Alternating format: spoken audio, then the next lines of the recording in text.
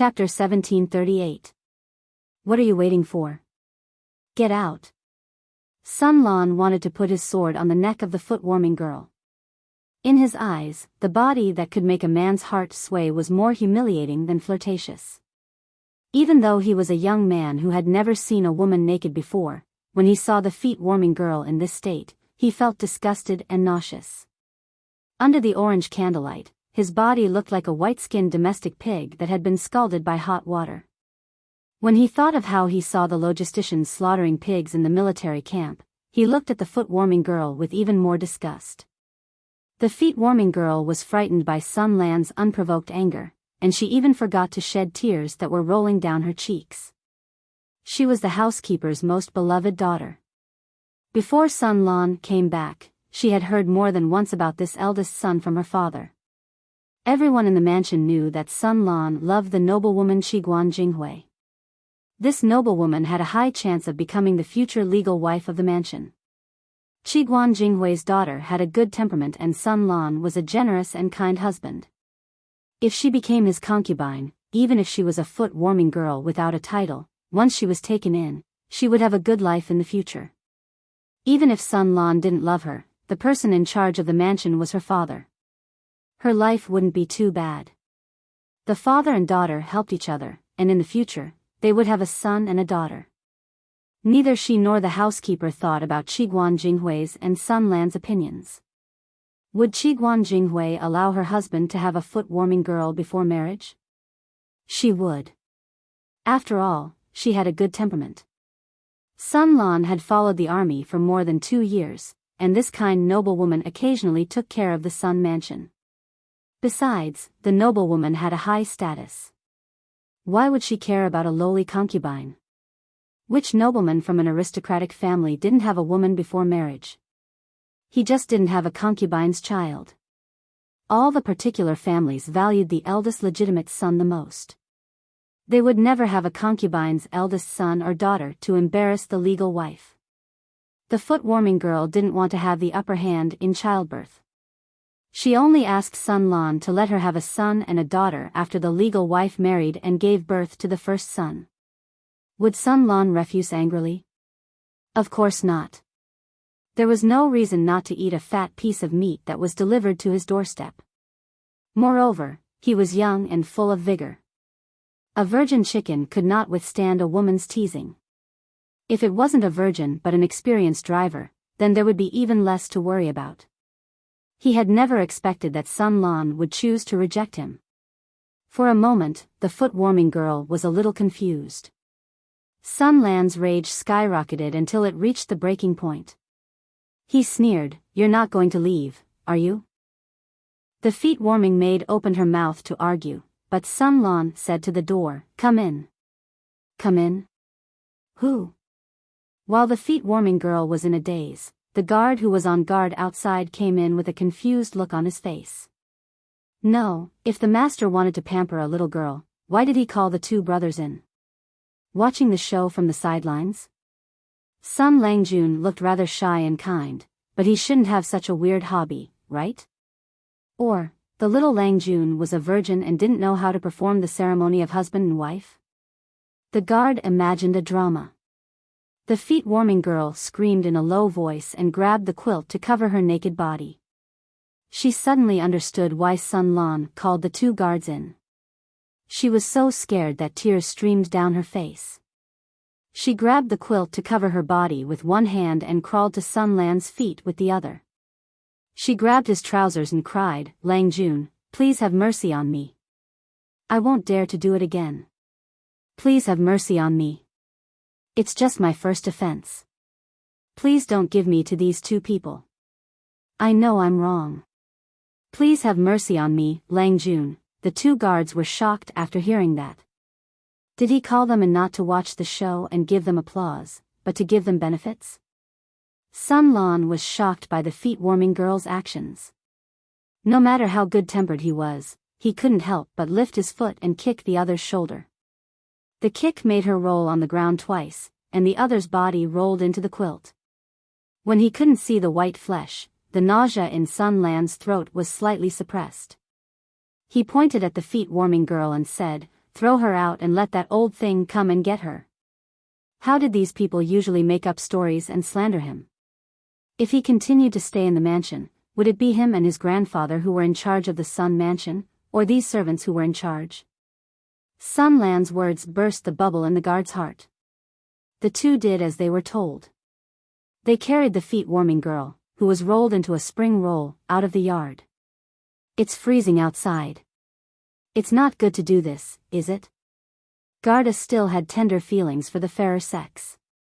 Seeing the feet-warming girl shivering and crying like a pear blossom in the rain, his heart softened a little. His Lang Jun was also a ruthless person. He didn't even eat such a beautiful girl who was sent to his mouth, and he even rolled her up and threw her out. He was undoubtedly a straight man. Guard be sneered, do your job. The master already dislikes her, and you still pity her.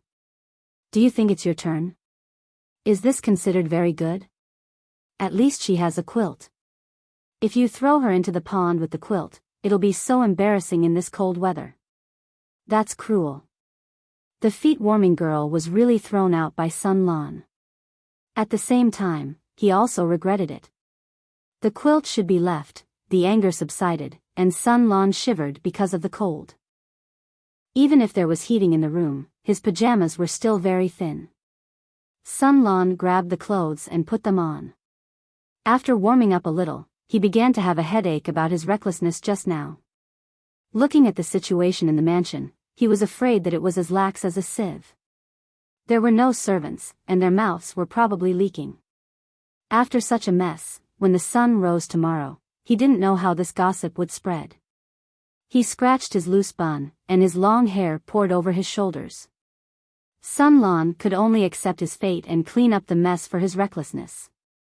After so many years in the military camp, Sun Lan was really not the soft and cute little girl he used to be.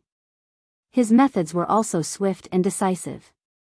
It should be known that there was no shortage of hooligans and ruffians in the military camp. Their quality was worrying. Even if the political commissar brainwashed them and instilled all kinds of ideas, the speed of cultural edification and literacy could not keep up with the speed of the expansion of the army. As a result, the overall cultural level of the military camp had been half dead.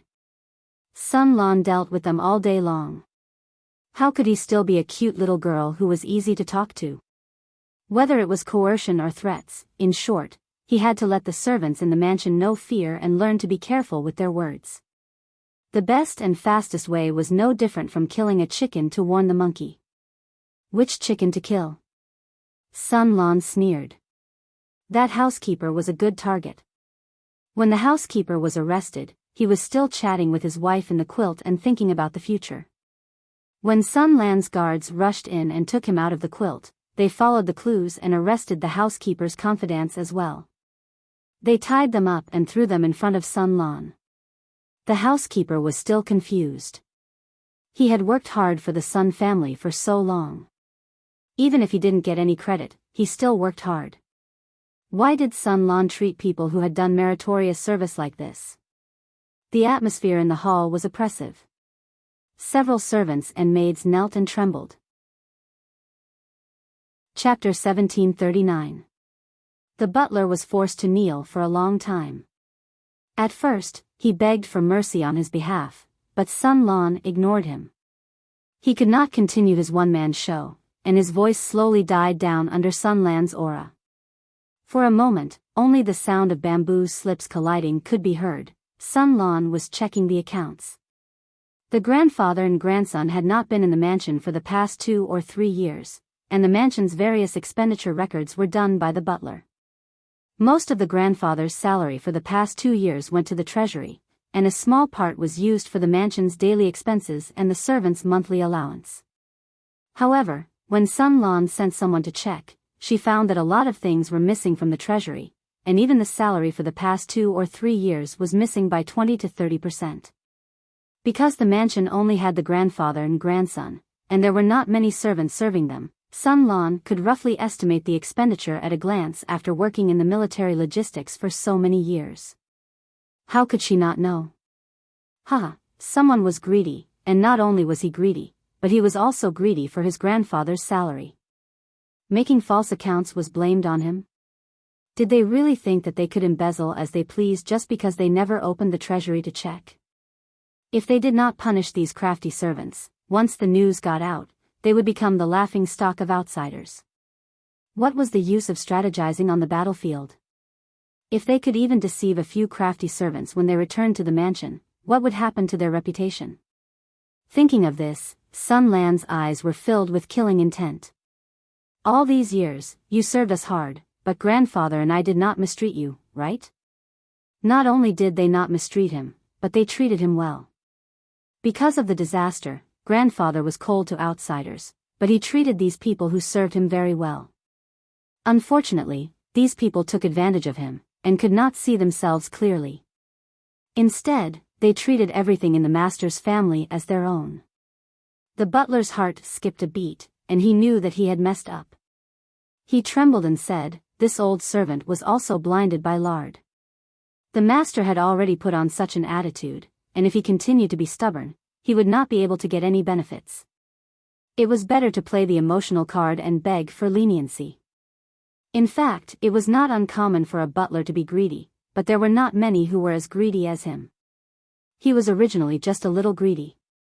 That little bit of money was not a big deal, and he could just make a false account to fool others. The master was not stingy, and Sun Wen did not have time to carefully check the accounts for a few strings of silver. As long as the accounts were not outrageous, they would not care about this matter.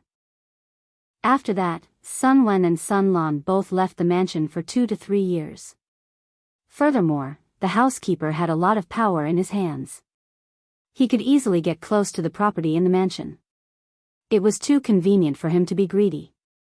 Today, he needed to brag to others, so he took some. Tomorrow, his wife wanted to buy some makeup and new clothes, so he took some. The day after that, he was going to a brothel to meet his lover, so he took some. The day after that, a poor relative came to ask for some money, so he took some. In short, it was to buy, and buy to their heart's content, chopping off their hands again and again. The wealth of the Sun residence became his pocket. It was not difficult for him to take and use it however he wanted. After a long time, he became complacent. Not only did he become arrogant, but he also became even more extravagant in spending money. He bought mansions, bought maids to serve him, and lived like a real rich master.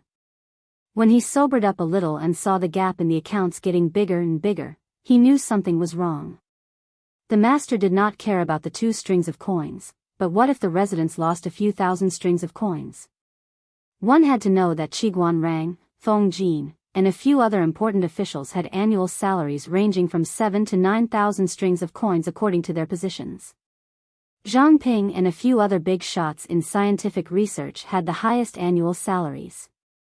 Their salary plus Jiang Yu's allowance was about 10,000 strings of coins. Naturally, Old Man Sun's salary would not exceed this amount. The amount of money that the housekeeper had embezzled over the past few years had directly swallowed Old Man Sun's annual salary. How could his appetite not be big? At this time, the salary was not fully paid. Part of it was replaced with gold and silver, and the other part was rice, meat, cloth, and even antiques. The housekeeper took away the unmarked money because it was convenient to circulate, but it was also easy to be exposed. The gap was too big, and the housekeeper could not balance the accounts. At this time, the news of Sun Lan's return reached his ears, and he was so scared that his legs turned to jelly. It would be fine if Sun Lan did not check the accounts, but once she did, his whole family would die. Therefore, the housekeeper thought of a way to save the country in a roundabout way. If Sun Lan took in his youngest daughter, then he would be half a father-in-law to Sun Lan. If his daughter did not disappoint and was favored by Sun Lan alone, or even if his daughter was pregnant with the eldest son of a concubine. For the sake of the bloodline, even if he embezzled 1,000 strings of coins, this pair of grandfather and grandson would probably be lenient, right? The housekeeper's plan was brilliant, but Sun Lan was not the lecherous person he thought she was. Sun Lan took a glance and knew that the amount of money that the housekeeper and the others had embezzled was enough to kill them. She threw the bamboo slip away. Flog them to death. The housekeeper's expression changed dramatically, and the other accomplices were also frightened. Some cried, and some begged for mercy. Sun Lan could not help but sneer, and asked, "Do you know who you are?" The housekeeper and the others could not help but shrink back. "If you don't remember, then let me tell you who you are. You are slaves bought by the Sun residents, and belong to the lowly register. You are also the private property of the Sun residents." Sun Lan did not leave the slightest face to reveal their background, and the housekeeper felt even more humiliated from head to toe. During the days when Sun Wen and Sun Lan were not around, the housekeeper gradually lived a wealthy life.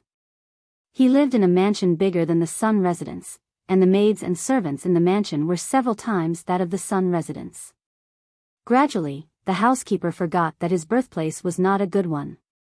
Sun Lan continued, "According to the current law, those who embezzled 1 string of coins will be tattooed on their faces and displayed in public. Those who embezzled 5 strings of coins will be exiled for 1,000 miles. Those who embezzled 10 strings of coins will be beheaded in public. Those who embezzled 20 strings of coins will be skinned and cut into grass. As for the punishment for embezzling 30 strings of coins, 50 strings of coins, and 100 strings of coins, you know in your heart.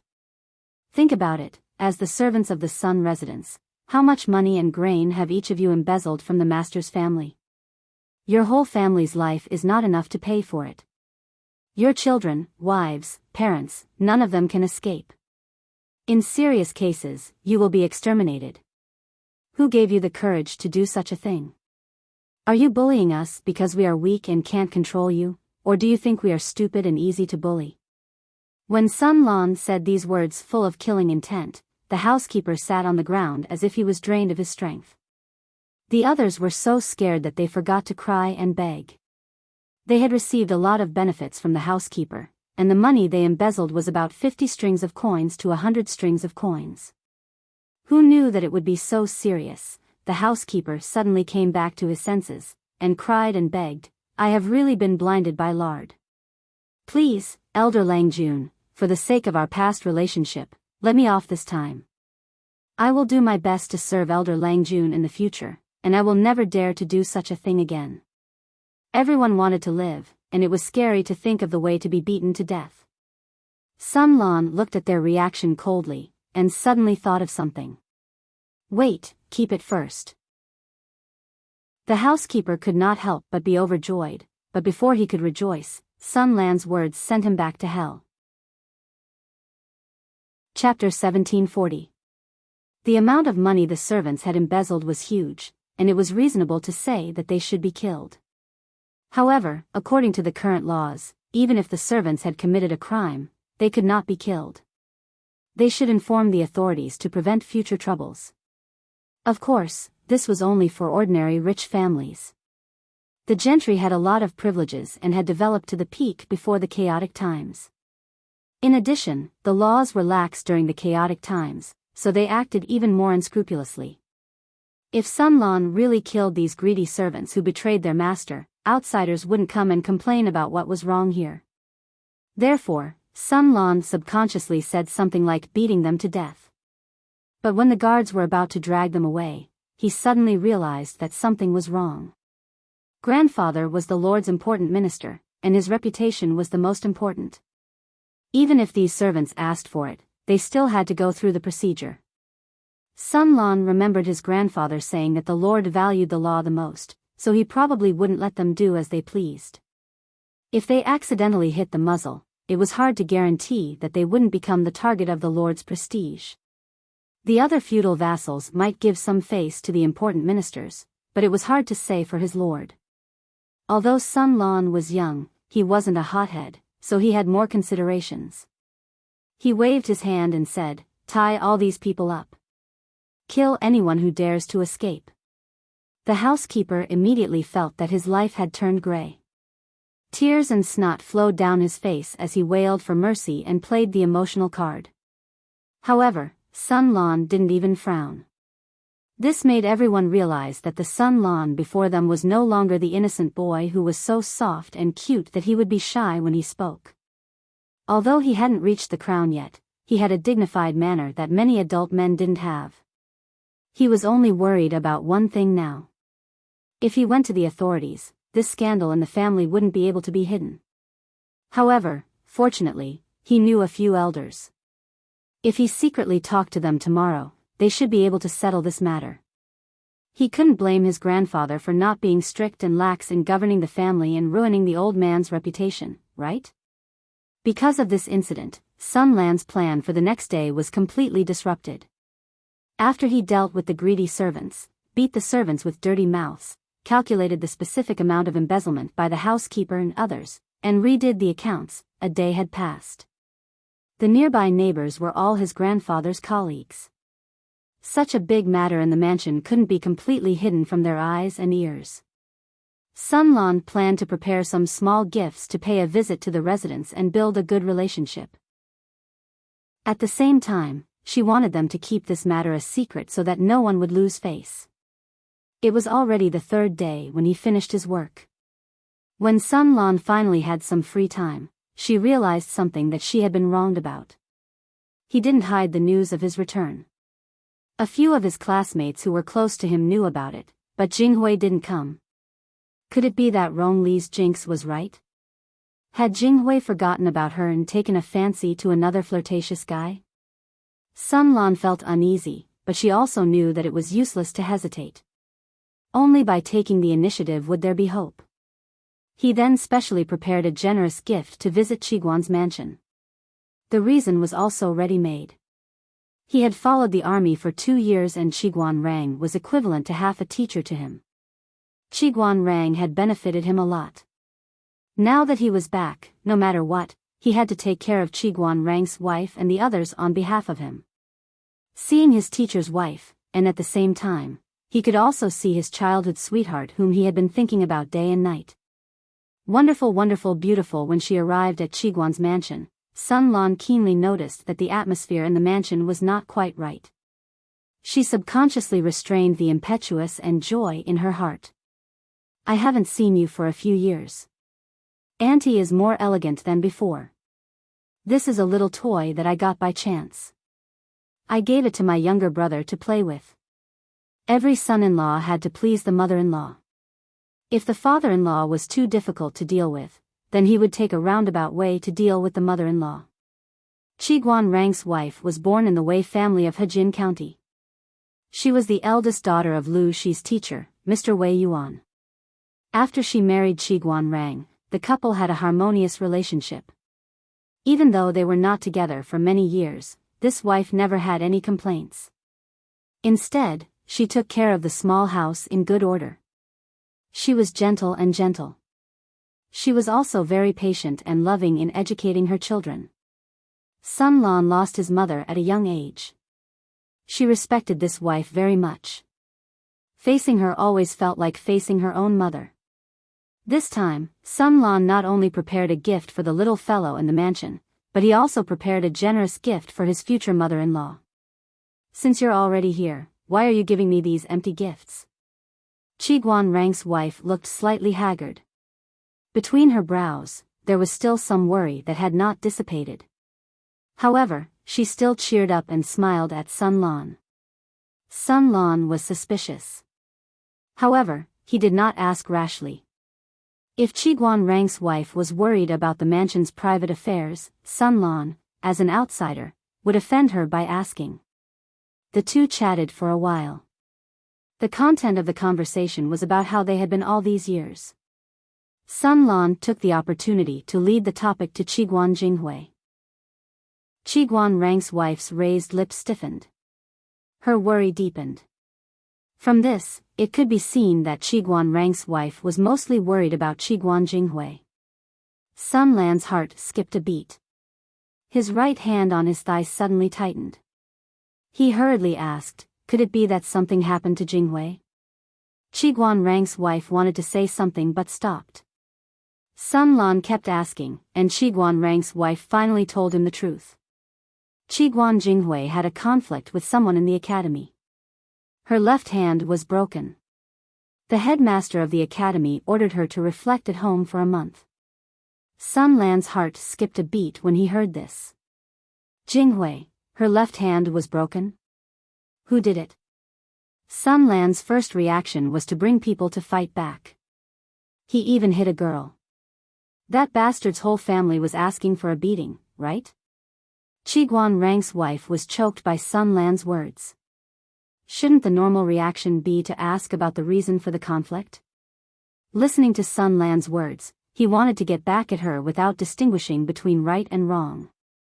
Qiguan Rang's wife smiled bitterly. It's just a conflict between youngsters. Jinghui is also in the wrong. Lock her up for a month to learn a lesson. Sun Lan was extremely worried. He couldn't sit still when he heard that her hand was broken. Qiguan Rang's wife knew what he was thinking. She considerately gave him a way out and let Sun Lan go to the backyard to see Qiguan Jinghui. Because of Zhang. Zhang's efforts over the years had opened up the social atmosphere. The most typical point was that there weren't as many taboos between men and women as before. If it was in the past, Sun Lan wouldn't go to the backyard to see Qiguan Jinghui, who was recuperating and being locked up. Now it was fine. As long as it wasn't a man nor woman staying alone in a room for a long time, outsiders wouldn't say anything. Jinghui was Qiguan Rang's eldest daughter. Naturally, there was no shortage of maids and old women serving her. Sun Lan hurried to the courtyard where Qiguan Jinghui lived. When he got there, he saw Qiguan Jinghui in casual clothes sitting on the porch. Her left hand was hanging in front of her chest, and her right hand was rolling a book. Half of her body was leaning on the table. Her languid appearance was quite different from the one in his memory. Jinghui. His voice was filled with uncontrollable joy. Chapter 1741. Seeing this, Sun Lan would be a fool not to know that she was in a bad mood. Jinghui, I'm back. The maid brought a mat for Sun Lan, and Sun Lan sat down not far from Qiguan Jinghui. His eyes wandered back and forth between her face and left hand. Humph, you're back. Why are you so loud? The expected, holding hands and crying eyes, did not happen, and he was even hated. Are you angry with me? Sun Lan could not help but feel wronged. His voice was not loud. What did I do wrong? Qiguan Jinghui put the book in her hand aside and said casually, when was I angry with you? You still deny it? It's written all over your face. Qiguan Jinghui smiled coldly. Oh. Written all over your face? Then look again. Why am I angry? Sun Lan was speechless. How could he guess? If he guessed correctly, it would be fine. If he guessed incorrectly, he would die. After thinking about it, he did not do anything to provoke her.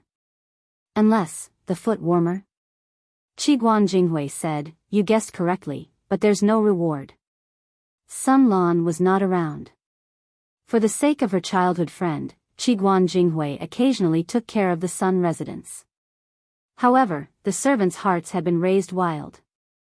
For example, the maidservant who warmed her feet had other thoughts. Every time Jinghui came to visit, she would show some attitude that made Jinghui extremely annoyed when she came to serve tea. Gradually, she was too lazy to go to the Sun residence. Yesterday, she heard some gossip in the Sun residence. How could she not be angry? Sun Lan breathed a sigh of relief and hurriedly explained, that girl has already been dealt with. I have nothing to do with such a careless girl. He was innocent. Look at his sincere eyes. Qiguan Jinghui said, what does it have to do with me whether you have anything to do with her or not? Although she said so, her face softened a little. Sun Lan had the courage to care about Qiguan Jinghui's left hand. Which bastard hit her? Qiguan Jinghui glanced at her left hand. Why don't you ask about the person I hit? Sun Lan did not seem to realize what was wrong. When he heard Mrs. Qiguan say that Jinghui's left hand was broken, he was so worried that he could not think of anything else. He subconsciously thought that Qiguan Jinghui was the weaker party and did not think about what happened to the person who hit her. What happened to that person? Sun Lan was a good boy. Since Jinghui asked him to ask, he asked. Qiguan Jinghui snorted. Her young brows carried a bit of coldness, which made Sun Lan feel very unfamiliar. How could I be at a disadvantage? I naturally broke the legs of that adulterous couple. Sun Lan was dumbfounded. Dog, couple? Did these words come from Jinghui's mouth? Jinghui rolled her eyes and said, "What kind of expression is that?" An expression of disbelief, Sun Lan answered honestly. The cutie would evolve into a female insect or something. That would be extremely cute. Jinghui stretched out her long legs and found a more comfortable position. Sun Lan looked at her feet, which were covered in socks, and was afraid that she would catch a cold, so she took off her rabbit fur coat and covered her feet. "Tell me, what's going on?" Qiguan Jinghui said, "It's a long story. I have all the time in the world to tell you a long story." Qiguan Jinghui started talking, and Sun Lan also understood the cause and effect. Jinghui said, "The academy was established a few years ago. It was nothing when I was young, but when the students got older, their minds were not so pure. There was a classmate of mine who was 2 years older than me, and then, her studies declined a lot, and she got pregnant." Sun Lan was shocked. She's pregnant?" Jinghui nodded. "Whose child is it?" Jinghui said, "It's the son of a small aristocratic family in the city, and the other party was also a student of the academy." "Why?" Jinghui said, "I also asked her why, and what did she say?" "She said that she was born in a poor family, and now that she was of marriageable age, there were no elders in her family to take care of her marriage. She was worried that she would not be able to marry into a good family in the future, so she had to plan for herself. Coincidentally, a male student of the academy was interested in her, and after a while, they fell in love. The two of them, this shameless adulterous couple, actually did something improper in the academy, and got pregnant. In the end, it was obvious that they couldn't hide it anymore, so they exploded. The headmaster was furious, and expelled them. In order to prevent similar things from happening and tarnishing the reputation of the students and the academy, the teacher strictly forbade such things from happening. According to private investigations, many female students who were about to reach marriageable age or had already reached marriageable age had similar concerns. However, the scandal broke out in a timely manner, and they didn't dare to do anything even if they wanted to. Sun Lan didn't know what to say, and could only continue listening to Jinghui. "What do you think the ending of this story should be?" Sun Lan guessed, "An official marriage, and everyone will be happy." Jinghui sneered and asked, "When you say this, do you believe it?" Sun Lan was speechless. Alright, he didn't believe it himself. If it was in the past, the male student could take a female student as a concubine. After all, she was pregnant with the male student's child, and the other party had studied in the Golden Scale Academy for a few years. It was better than an illiterate concubine. However, now that the limelight was tight, who dared to take a concubine in public? The male student was only born in a small aristocratic family, and his ancestors' merits were not enough for him to take a concubine. If he couldn't take a concubine, could he marry her legally? That was even more impossible. That female student had an affair with him before marriage, got pregnant, and had a bad reputation. How could he marry her legally? It seemed like a beautiful campus love, but the reality was cruel. Either the female would be a nameless mistress, and follow the male for the rest of her life. Or the female would give birth to the male child, and the male would raise the child as a concubine. Or, both the female and the child would get lost. The male student and his parents chose the third option. They despised the female for not having self-respect, seducing the man before marriage, being intimate with the man, and even getting pregnant, causing the man to be expelled from the academy. After 10 months of pregnancy, the female student regretted giving birth. She suffered a lot, and recalled her carefree life in the academy, regretting that she was too stupid to be cheated by the man. After giving birth, she took the child to the academy, and begged the headmaster to give her a chance to turn over a new leaf. But she didn't realize what she had done wrong, and every word she said was to excuse herself. For example, she said that she was of marriageable age, but her elders had long passed away, and no one in her hometown could arrange her marriage. If she took off her clothes for a few years, no one would want her, and if she couldn't marry into a good family, she would have no future, and so on. That was why she did something wrong in a moment of confusion. The female headmaster who taught the female class was infuriated by these theories. Jing Hui happened to be there, so she simply retorted. In the end, the female student kept talking about Jing Hui's family background, saying that her father was an important minister of the Lord, and she wouldn't have to worry about marriage in the future. For example, many people knew that Sun Lan liked Jing Hui, and the marriage was set in stone. Jing Hui could still be calm at first, but soon she couldn't calm down. Because the female student put Jing Hui in the same category as her, and her words were full of contempt and humiliation. Jing Hui couldn't stand it, so she retorted. If it were her previous self, she probably wouldn't have been able to scold them. But she went to study in the military camp. The academy had some cooperation with the stationed military camp. Every holiday, students would voluntarily sign up to go to the military camp to experience for a while. Many students didn't go because they thought it was too hard, and they were also ashamed to deal with these rude soldiers. But Qiguan Jinghui went every time. Staying in the military camp, she learned a lot of things. While her temperament changed, she also learned to scold people. She was vicious, fierce, and slippery. I came to the academy to study in order to show my talent in the future, not to accumulate capital for myself to serve men like you. Not to mention that I'm not engaged now. Even if I'm engaged and married, I can't stay in the backyard. It's fine if you can't bear it and do things lowly, but you have to implicate so many female students. How much sin have you committed? You don't know how to repent, and you still talk nonsense here. You don't even know what you've done wrong. Did I force you to do shameless things in a quiet place like the academy? Did I take off your clothes, open your legs, and make you pregnant? The Golden Scale Academy is a pure land. You don't cherish it, and you don't know how lucky you are. Then you should get out of here as soon as possible, and don't waste the quota. There are many women in the world who want to climb up. Someone like you who willingly degenerates should get out of here as soon as possible, and don't taint the peace here. Since the establishment of the female class in the Golden Scale Academy, how many rumors and social pressure had they endured? The masters endured the pressure, and they hoped that these students would work hard and correct the name of the female class. But in the end, they produced such trash. The female student was scolded by Jing Hui until her face turned green. She attacked out of anger. She learned a lot of skills in the academy, but she didn't use them to fight for justice against the man and his family. Instead, she used them to deal with Jing Hui.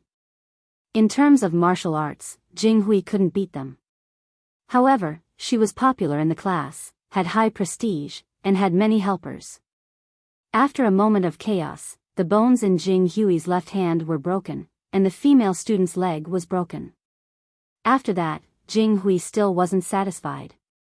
She led more than 20 female students in the class, and brought their servants and guards to smash the house of the male student. Sun Lan asked, "You really smashed it?" Jing Hui sneered. "Why can't I smash it?" He played with the female students of the academy, and didn't take responsibility for making them pregnant.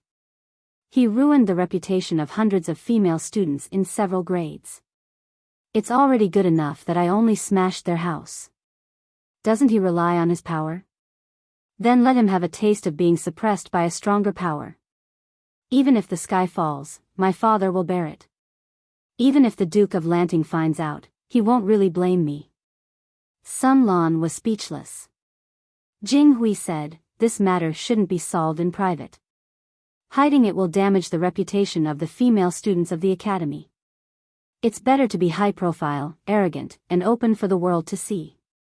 In this way, they won't be able to talk about the innocence of the academy's students behind our backs." She did this to protect the female students of the academy. That girl's matter had brought too much damage to the female class of the academy. Those short-sighted people will only hold us back.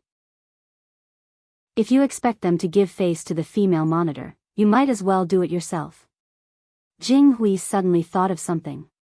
She looked at Sun Lan with a scrutinizing gaze, which made the latter nervous for no reason. Sun Lan. I'm here. You like me? Yes, yes, yes. But, I don't have any intention of overstepping my boundaries, Jing Hui said. You like me, and you want to marry me? Sun Lan couldn't help but blush. She nodded and said yes. Yes, but I have a condition. Sun Lan seemed to hear the sound of flowers blooming. That was the sound of her heart bursting with joy. So, you agreed just like that? Chapter 1742. Yes, yes, I agreed just like that. Sun Lan added guiltily as if he was trying to regain his dignity. Wrongly, I have no choice but to agree. You know Jing Hui's temperament. She always does what she says. I don't dare to take the risk. Feng Yi naturally did not pity his friend because Sun Lan agreed to a request. It was because Sun Lan was too timid in front of Jing Hui. With such a temperament, if he really married Qiguan Jing Hui in the future, he would be controlled by the other party and would never be able to make a comeback. Feng Yi was exasperated at his failure to live up to his expectations. How could a comrade who usually had his own opinions forget everything when he was in front of a little girl? Was his big head just for decoration? Sun Lan said timidly, anyway, it's not a matter of principle. If I agree, I agree. Qiguan Rang's father-in-law was too difficult to deal with. If he could use a promise to avoid his father-in-law and quickly clear the game, he felt that it was worth it. Besides, it was becoming more and more common for women to live alone. Sun Lan did not find it unacceptable. He suddenly thought of something and asked Feng Yi. If Changsheng made such a request to you, would you agree? Of course I would. Feng Yi subconsciously paused. After thinking, he said, naturally, we would discuss it. Sun Lan could not help but roll his eyes. He was already like this, and he was still scolding him. I'm not talking about discussing it or not. I'm just asking for the result. Feng Yi said matter-of-factly, after discussing it, if there is no room for negotiation, we will naturally agree. Could it be that he could abandon his future wife for something that was in the current situation? Just the thought of his childhood sweetheart marrying someone else in the future was unbearable. Sun Lan was speechless. Wasn't this the pot calling the kettle black? Was it interesting? Of course, Feng Yi was able to laugh. He and Changsheng had negotiated and had a certain degree of leeway, unlike Sun Lan. Sun Lan was instantly terrified. He could foresee that if there was any conflict between Sun Lan and Jing Hui in the future, the former would most likely give in first. This way, she would be completely dominated. After saying so much, what did Sun Lan promise Qiguan Jing Hui? It could be said to be complicated, but it could also be said to be simple. To put it simply, it was for the householder. For the idle fish in the live broadcast room, the household head was just a name. The person who wrote on the first page of the household register had nothing to do with the interests of the couple. This was because the law stipulated that during the duration of the relationship between husband and wife, regardless of who was the head of the household, the rights enjoyed by the husband and wife were the same. For example, if one of the spouses wanted to dispose of their joint property, such as taking a loan or selling it, they would need the consent of the other spouse. Let's not talk about the actual implementation, at least there was such a saying. It was different in Sun Lan's era. The rights and obligations of the head of a household were slightly different from those of others. Qiguan Jinghui's request was naturally not to let Sun Lan enter her household registration. Sun Lan was her only child. Putting aside Sun Lan, even old master Sun Wen would not agree to her request. Qiguan Jinghui didn't want to start a feud, so she naturally wouldn't make such a request. Her request to Sun Lan was to have an independent household registration. In other words, even if she married Sun Lan, she could still retain her status as the head of the household. Sun Lan agreed. Since the female soldiers were all like this, Jing Hui's request wasn't too much. However, Feng Yi felt that this young couple was a little wishful thinking. The difficulty of having two heads of household was not small. It might not succeed. In the current household registration, either a man was the head of the household or a woman was the head of the household. The latter specifically referred to those who came from the female battalion. In the future, after marriage, the man would enter the household. Note that it didn't matter if it was a man or a woman who was the head of the household. A family only had one head of the household. Sun Lan and Qiguan Jinghui wanted a household with two heads. The current household registration and the head of the household were not as simple as just writing a name. It also affected many aspects. The establishment of the household registration was not only to check the population, but also to levy taxes and assign labor. The contents recorded also included the number of men and women in each household, name, gender, date of birth, place of origin, identity, appearance, and even wealth. The head of the household had greater rights, but at the same time, they also shouldered heavier responsibilities. If two households were to be operated at the same time, the workload would be huge. In addition, the situation where a woman became the head of the household was not Jiang Yu's original creation. In fact, there were examples in the past, but there were certain conditions. Only when there were no men in the household could a female household be established. In other words, the woman would be the head of the household and enjoy more preferential treatment in taxes. If this woman died, it would be the end of the household. Feng Yi had to remind her little friend so that he would have a clear understanding of reality.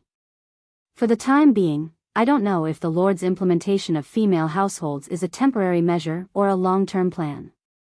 However, to really implement it, the current laws must be changed drastically. Taxes are the foundation of a country. If it's peaceful times, not to mention a major change, even a small change would shake the interests of all parties and attract countless opposition. It would not be beneficial to the stability of the country. However, it's a chaotic world now. Even if it's a drastic change, no one would dare to object. These two young people slapped their heads and made a decision, completely disregarding the possibility of implementation.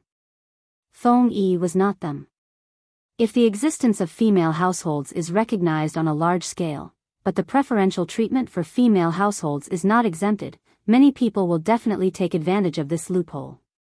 This is not beneficial to the country's taxes, so it can't be implemented on a large scale for a long time. If the preferential treatment for female households is abolished, the taxes will be too heavy for single women. In the future, there will be fewer and fewer female households that are willing to be independent. This is also contrary to the Lord's actions in recent years. If two households were to be operated at the same time, it would definitely make the household registration more complicated. The burden on the government would increase, and at the same time, it would mean that the collection of taxes would become complicated. There is no need to implement it.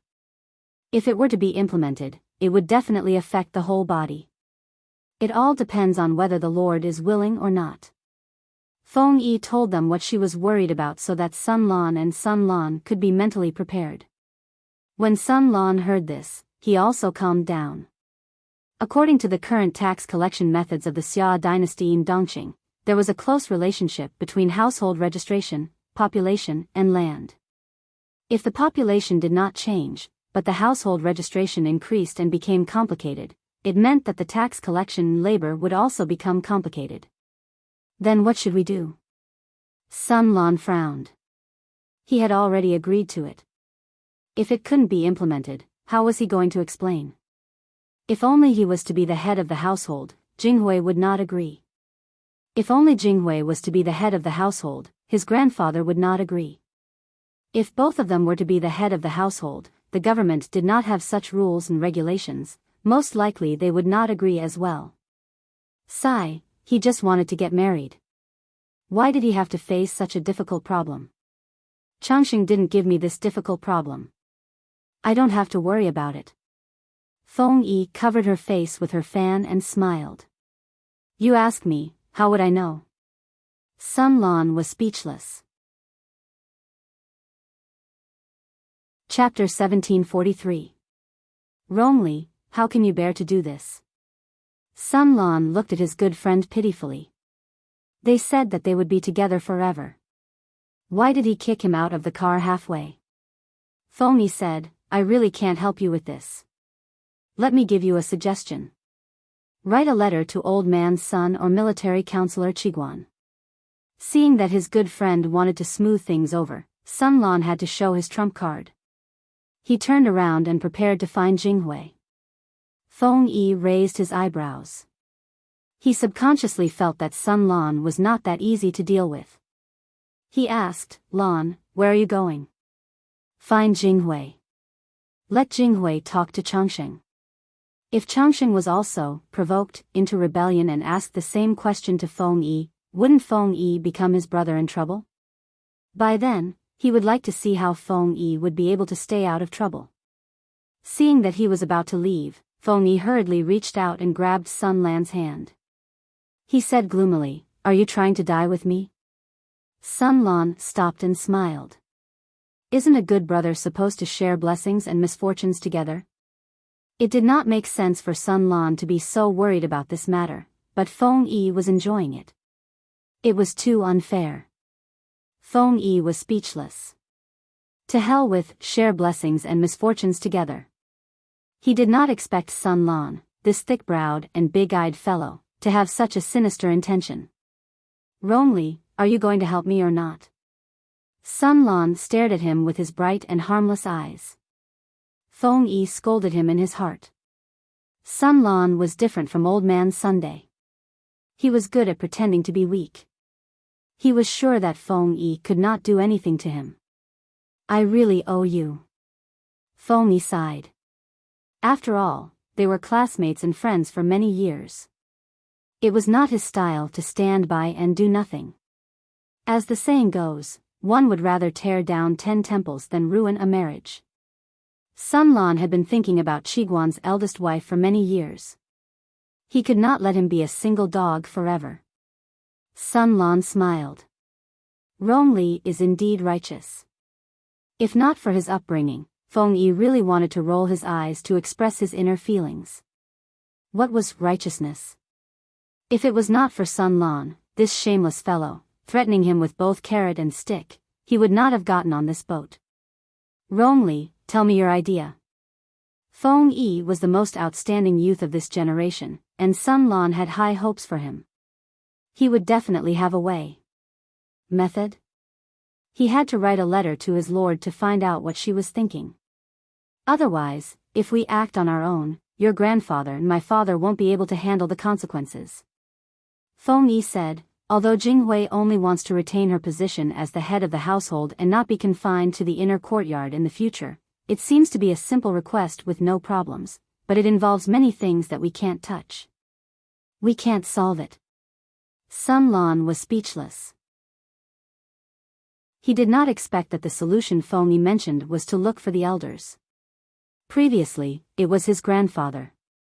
Now, it was his lord.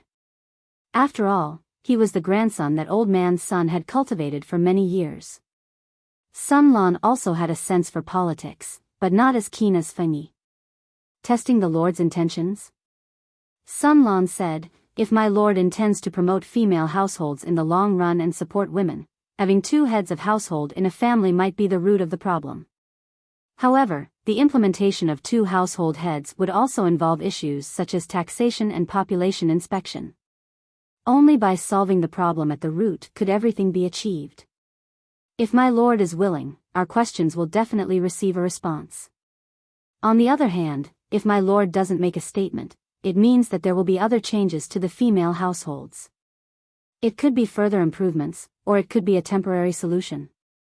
Feng Yi nodded and said, we still need my lord to make a statement on this matter so that we can think of a solution. Otherwise, it will be a waste of effort. If the lord didn't have this intention, it would be useless even if the 2 of them were to be passionate. Sun Lan asked uncertainly, Rongli, what do you think, are the chances of this happening? Feng Yi covered her face with her fan, revealing only her eyes, which were brimming with a meaningful smile. Our lord is a woman after all. If she doesn't change the world's view of heirs, when she has children in the future, it will be a man's family line. Doesn't that mean that her 10 years of conquest will be a wedding dress for the young master's father? Feng Yi saw through everything. Sun Lan was stunned. For the first time, he realized that his good friend was Feng Zhen's biological son. People live for money, fame, status, or power. At the end of the day, it's still for themselves. Why do people care so much about the family line? Of course, it's not just so that there will be descendants to worship after death. Only the dead know what the world after death is like. The living don't know.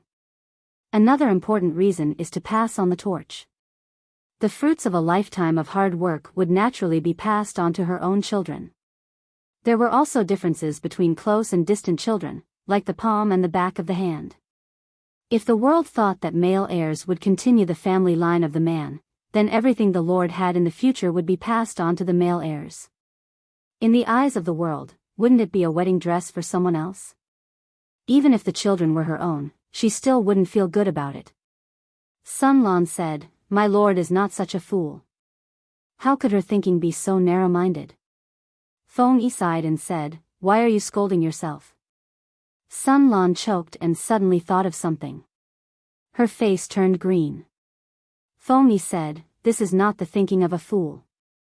It's just the thinking of an ordinary person. It's not narrow-minded. If you only have one daughter in the future, and she is destined to marry into someone else's household, then what you have worked so hard for half your life will be taken by your son-in-law through your daughter. Will you feel good? On the other hand, if your daughter is independent and continues the family line, you will feel better after 100 years. Everyone likes to take advantage of others and not be taken advantage of. However, how could the concept of inheritance that had lasted for thousands of years be reversed so easily?" Sun Lan said, "So, the possibility of my lord agreeing is very high?" Feng Yi smiled and said, "We will know the result only after we find out." His analysis was probably feasible for ordinary people, but it was not quite right for Jiang Pengji. Even if the result was the same, the analysis process was very different. Because Sun Lan had spoken too confidently, he was a little flustered. He did not dare to look at Jing Hui for fear that she would be disappointed in him. Little did he know, his reaction was within her expectations. Because of their father's generation, Changsheng and Jing Hui were considered bosom buddies. They were very close. It did not take long for her to hear about Jing Hui making things difficult for Sun Lan. She said, "I think this matter is not easy to handle. You are deliberately making things difficult for him." As a student trained by the powerful teachers of the Golden Scale Academy, Jing Hui and Changsheng's innate genes were powerful. Naturally, she would not be bad. She was also clear about the obstacles that would be encountered in implementing a family with 2 households. "Of course I know it's not easy, but it's also good to let him know that it's not so easy to marry me. The daughter of the Qiguan family is not an ordinary woman in the inner house. If he dares to marry me, he should be mentally prepared. Otherwise, we will quarrel over this in the future. It's better to make it clear from the beginning." Changsheng chewed on the peanut cake and her eyes could not help but turn. In the distance, Feng Yi was together with Sun Lan, thinking about how to write a memorial to Jiang Pengji. He suddenly shivered. He had an ominous feeling. Chapter 1744. To be honest, this was the first time Feng Yi and Jiang Shangrong wrote a memorial to the Lord. They deliberated over every word and sentence, trying to use the simplest language to explain the matter clearly. For this, the 2 top students of the Golden Scale Academy stayed up all night. They wrote a thick stack of useless drafts, but they could not finalize it. It was not that they had obsessive-compulsive disorder of perfection, nor was it that they did not have enough knowledge. It was just that the more they wrote about it, the more difficult it was for them. However, they had to bite the bullet and write it. That was why they hesitated and wasted a lot of manuscripts. From dusk till dawn, the 2 of them discussed for several hours before finally finalizing the draft. I was wondering why my head was a little dizzy. It's already the 2nd day. Sun Lan walked to the window and opened it. The golden morning light poured through the gap and shrouded them, as if they were wearing a thin layer of golden gauze. Feng Yi's eyes were used to the darkness and candlelight. Suddenly being shown by the cold but exceptionally bright morning light, his sore eyeballs could not help but protest. He subconsciously raised his hand to cover his eyes to block the morning light. Only then did he feel much better. It's getting late. I'll ask someone to prepare warm water to wash up. After washing up, he would catch up on his sleep lest he suddenly died from cultivating all night. Feng Yi slowly got up from the mat. Although he was careful, his mind was a little muddled. His feet were so soft as if he was stepping on cotton. Before he ordered, the servant informed him that the eldest lady of the Feng family and the eldest lady of the Qiguan family had come to visit. Why is Jinghui here? Changxing was understandable because the two families lived very close to each other. Changxing liked to visit Feng Yi to play since he was young. However, Jinghui could not understand. The relationship between the two families was not that close. She came to visit early in the morning. Thinking of this, his slow brain finally thought of someone.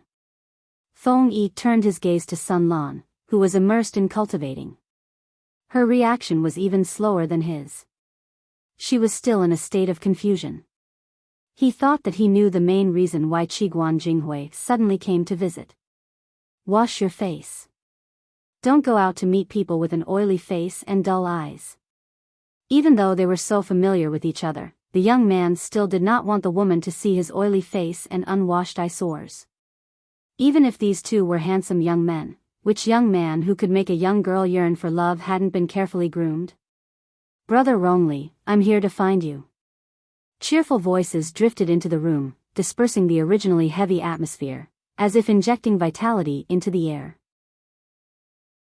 By the time Changsheng and Lu Ta arrived, Feng Yi and the others had already been served by the servants to wash their faces with warm water.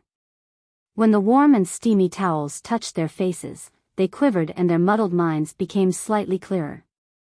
She carefully brushed her teeth twice with dental powder, rinsed her mouth with warm water, combed her long hair again, and put on the accessories on her waist. Not long after, there were two fresh and refreshing young men. Why are you here so early? Feng Yi only came out to meet him after she was done tidying up. Have you had breakfast? Changxing said, not yet. Feng Yi took the opportunity to say, then let's have breakfast together before we talk about anything else. Brother Rongli, look at the dark circles under your and Lan's eyes. You were so worried that you didn't sleep last night? Changxing smiled and squinted her eyes. Her smiling eyes glanced at the dark circles under their eyes, and then looked at their low spirits. She immediately guessed that these two companions had been cultivating for an entire night. However, the gloating in her words was too obvious. Feng Yi knocked on her head. Great, the two of you came all the way here just to see how pathetic the two of us are? Changxing smiled and said, this is just along the way. I originally wanted to imitate Sister Jinghui and give Brother Rongli a difficult problem. Feng Yi's smile froze. Now, when he heard the word difficult, he was a little afraid. If Qiguan Jinghui did not set a good example for Changxing, how could she teach bad people? Without waiting for him to say anything, Changxing used a handkerchief to gently stroke the dark circles under his eyes and said with distress, after seeing you, I can't bear to do it. Although he didn't say any warm words, those few simple words made Feng Yi feel warm. Look, Changxing was the cute one. Qiguan Jinghui was the Rakshasa wearing a cute fake skin. Sun Lan looked at the two showing off their affection as if there was no one else around. He faintly had the illusion that his stomach was bloated. He was not a fool. If he did not show his misery to gain sympathy at this time, then when would he do it? After the four of them had breakfast, Changxing asked, how does Lan plan to solve the problem raised by Sister Jinghui? Sun Lan took out a few pieces of paper from his sleeve. He was a little perturbed. This was the answer sheet that he and his companions wrote after staying up all night cultivating. Qiguan Jinghui did not really force him. She was just making things difficult for him. It did not matter if Sun Lan could not achieve it, as long as he had the intention. Seeing that Sun Lan really took out that answer sheet, she was a little curious and wanted to take a look. She did not know how many points the two scholars in front of her could produce after a night of painstaking effort. Changxing also came over to take a look. The two were originally smiling, but the more they read, the more serious their gazes became. At the end, Changxing said, "No." Jinghui folded the few pieces of paper neatly and said, "I don't agree either. The Golden Scale Academy taught everything. The teachers paid more attention to the combination of teaching materials and practical matters. The higher the grade, the closer the content was to the real situation. Jinghui and Changxing were not in the same grade, but their grades were among the best in the Golden Scale Academy. They were taught by the great scholars in school, and at home, they had their families to give them special attention. It was understandable that they were not excellent. Changxing was born in the Feng family. Her grandfather, Feng Ren, was one of the big shots in the Golden Scale Academy. It was too easy for her to give them special attention. Qiguan Jinghui's grandfather was the great scholar in Hejian, Wei Yuan. Old Master Wei Yuan also moved here to retire, and he could teach his granddaughter at the same time. Even though the two had not really finished their apprenticeship, their political sense was not inferior to Feng Yi's. Because of their family background, they were even more sensitive. After reading the contents of the booklet, they knew what made Feng Yi and the others stay up all night. The more they read, the more frightened they were, so they immediately rejected it. Do you know what will happen to you if the contents of the booklet are leaked? Changxing showed a rare solemn expression. This booklet involves the interests of too many people. Those whose interests are at stake can't touch Duke Lanting, but it's easy for them to touch you. It was not as simple as having two heads of household, there were also suggestions for tax changes. When it comes to taxes, once it started, it can't be stopped. Just by looking at the first few suggestions for changes, Changxing knew that if this thing was leaked, it would bring disaster to Sun Lan and the others. Even if they had the protection of their elders, as long as there was such a stain, their future career would be in jeopardy. Jinghui also regretted it. If she had known that Sun Lan would have this idea, she would not have used this to make things difficult for them. It would have been better to use a gentle method to have a good conversation. She knew Sun Lan's temperament, so Qiguan Jinghui was not worried that she would waste her life in the backyard like other women. Chapter 1745. Sun Lan said, "I've discussed it with Rong Li. This matter involves a lot of people. It's not convenient to do it openly, so we can only do it secretly. If it was done openly, there would be many people who would come into contact with this booklet. The news could not be hidden. If it was in the form of a secret booklet, the contents could only be seen by the trusted ministers and the Lord. Compared to the former, the latter was much more confidential." Changxing couldn't help but frown. If it's just for Sister Jinghui's test, you don't have to do this. If it was not good enough, they would make countless enemies, but they might lose their lives. Feng Yi said, "At first, it was because of this. But after the secret booklet was written, I realized the meaning was more than that." Changxing was a little anxious, but she still restrained herself and listened to Feng Yi's explanation. Feng Yi said, "I remember, before Lan and I followed the army, the topic of the last lesson taught by the headmaster of the academy was the cause of troubled times. The headmaster asked us to explore the root cause of troubled times. If I remember correctly, the headmaster even compiled it into a book." Changxing nodded.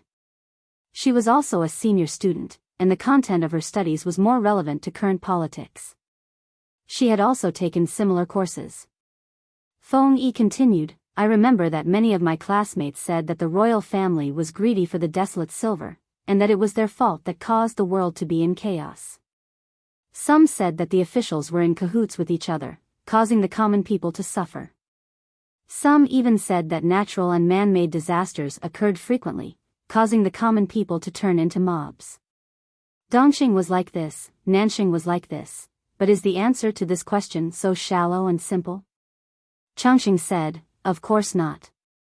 These are only part of the reason, but not the main reason." Coincidentally, Changxing had taken the same course a while ago. She asked her grandfather for special tutoring and learned a lot from this wise old man. What caused a country's destruction could not be a local factor, but something related to the whole. Feng Yi said, I think so too. After entering the military camp, I consulted a few military counselors and had a different opinion. Military counselor Qiguan once mentioned the problem of the national treasury in the last years of Dongqing. The royal family's desire for grandiose achievements and misappropriation of military supplies was a problem, but it could not hide the fact that the national treasury's revenue had been decreasing year after year. This money was not enough to satisfy the royal family's extravagance. How could there be extra money to equip the military supplies? The problem was, according to the most recent census, before Dongqing was destroyed, the population did not decrease but increased. However, the tax revenue of the national treasury did not increase but decreased. Which part of this place was the problem? Just because someone embezzled tax money and filled their own pockets?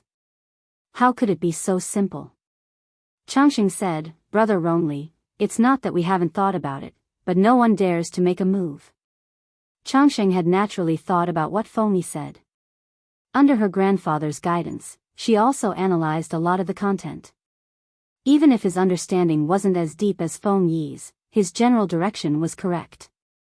Because the 5 kingdoms were all split from the Great Xia dynasty, the tax and labor system of each kingdom was similar, only the details were different. The so-called tax was levied on the land, while the labor was levied on the heads of people. It could be material objects or manpower. For example, Dongqing's tax and corvée system was rather complicated. On the whole, it still followed the template of the Xia dynasty. Not only were there many programs for young adults to serve, but they were also very strict. If they didn't want to serve, they had to pay a certain amount of money in rations according to the number of people. Even if they didn't want to serve, they still had to pay a certain amount of tax.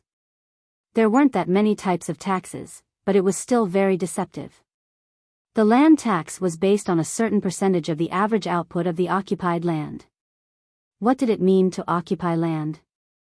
The average area of the land occupied by a family. For example, Father Ma had 1 billion yuan, and poor A had 0 yuan. The average savings of the two were 500 million yuan. It was even easier to understand the percentage of the output per mu. The government would take 50% of the output per mu. This percentage was considered low. There was a period of time when the percentage was even up to 80%.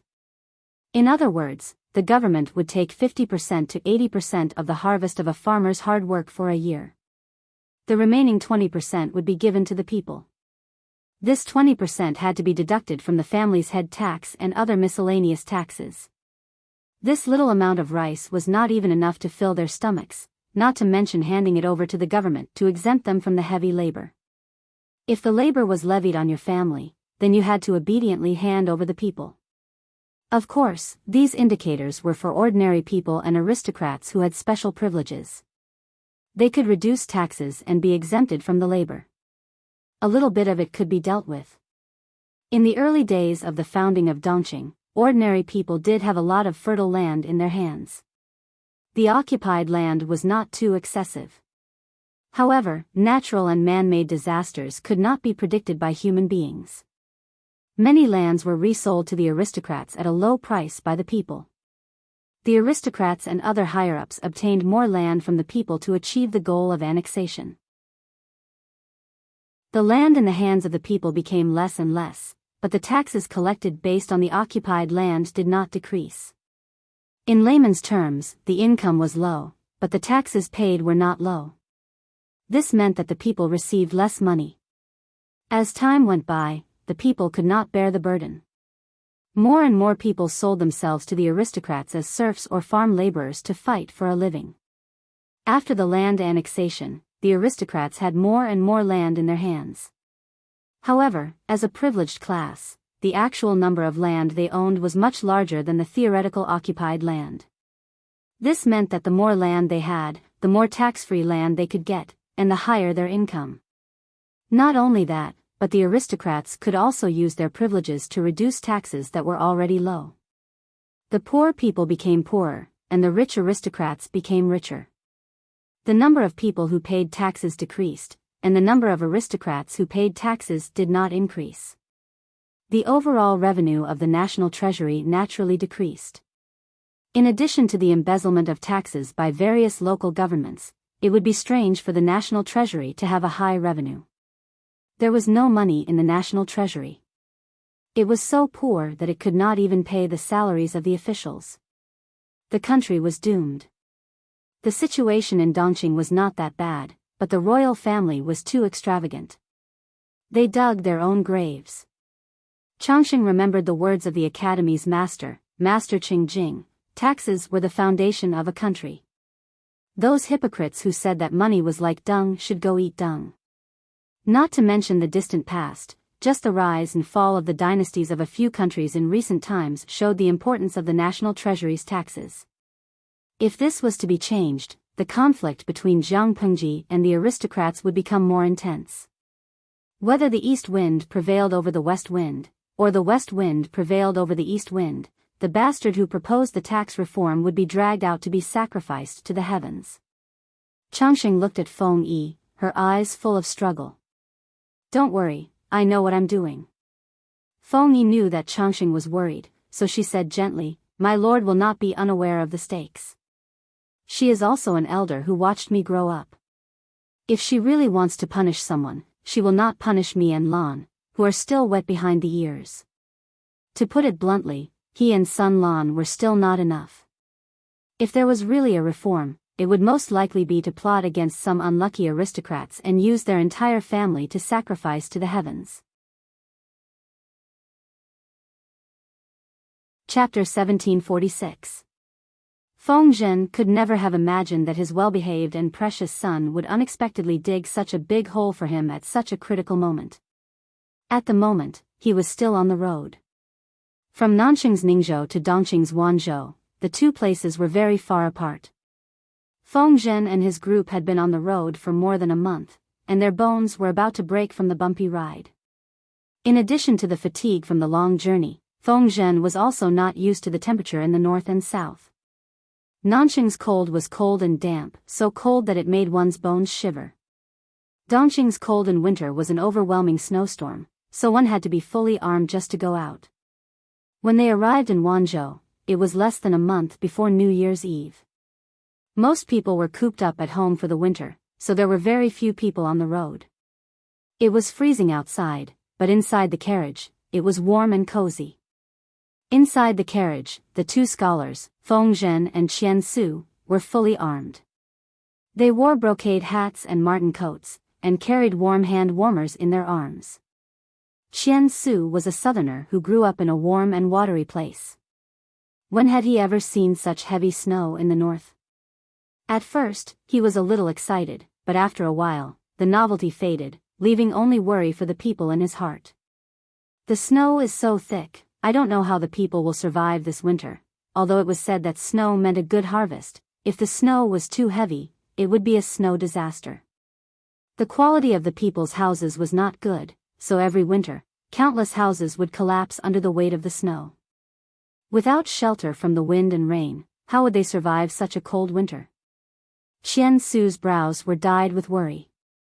On the other hand, Feng Zhen was in a good mood the whole way, even having the mood to warm up his wine and drink until his cheeks were flushed. In the end, he couldn't stand it anymore, so he explained a little and comforted Qian Su.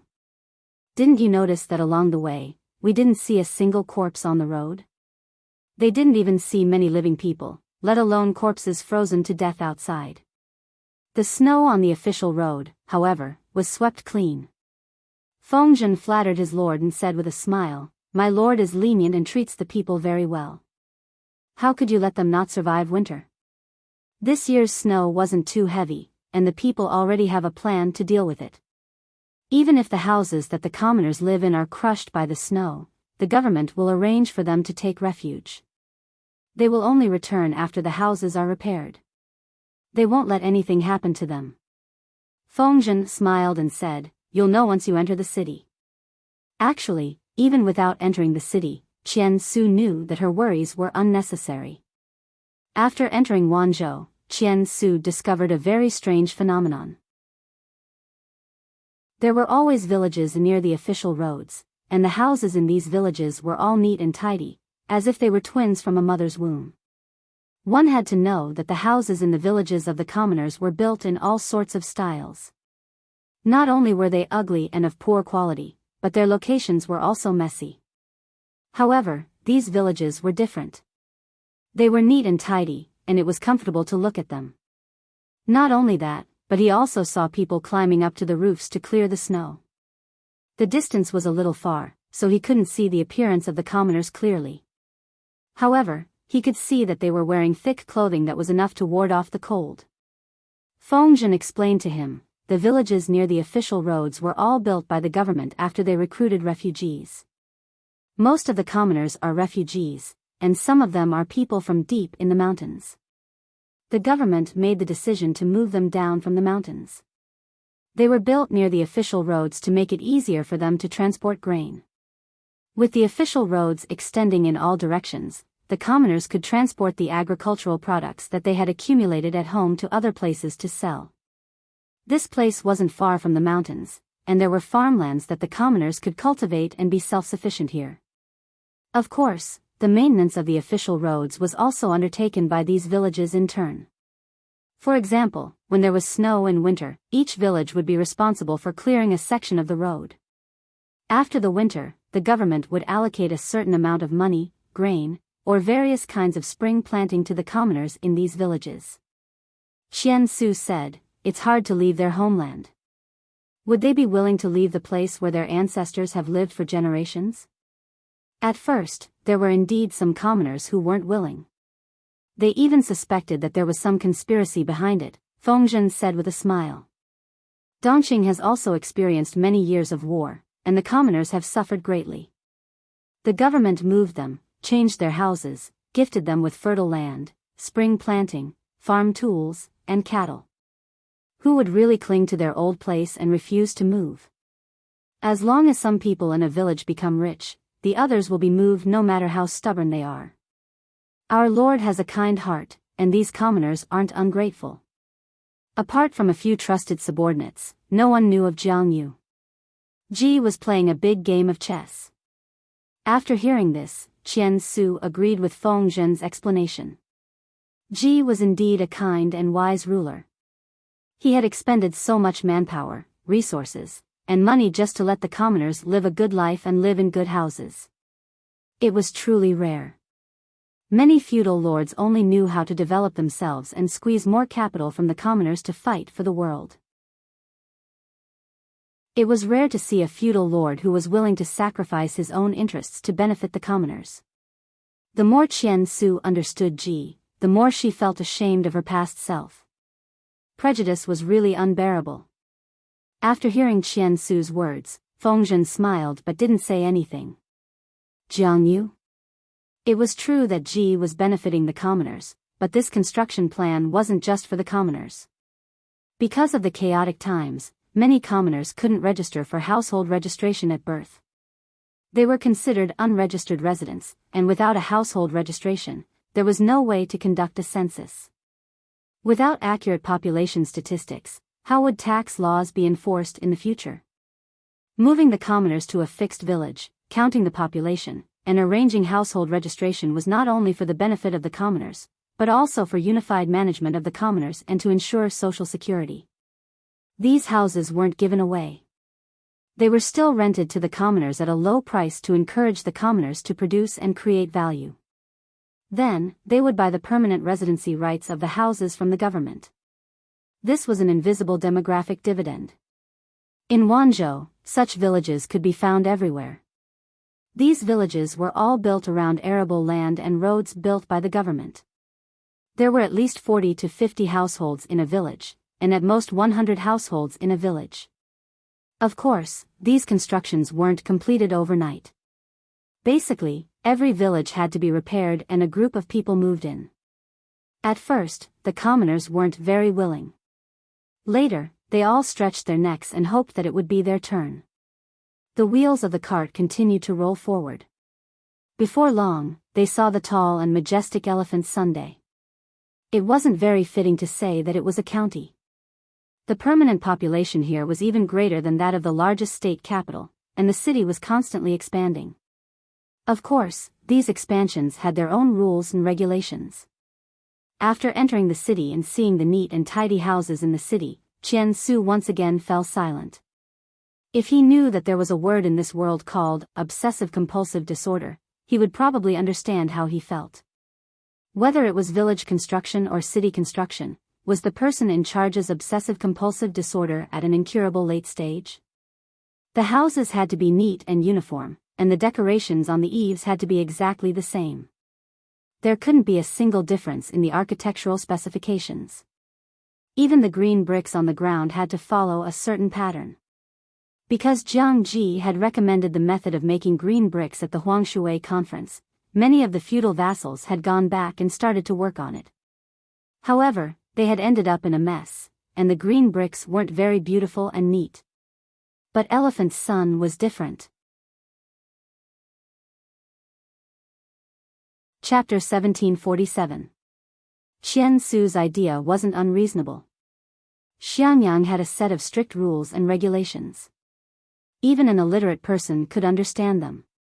The people were illiterate, but after living there for almost a decade, these rules had long been ingrained in their bones, forming a special spiritual outlook.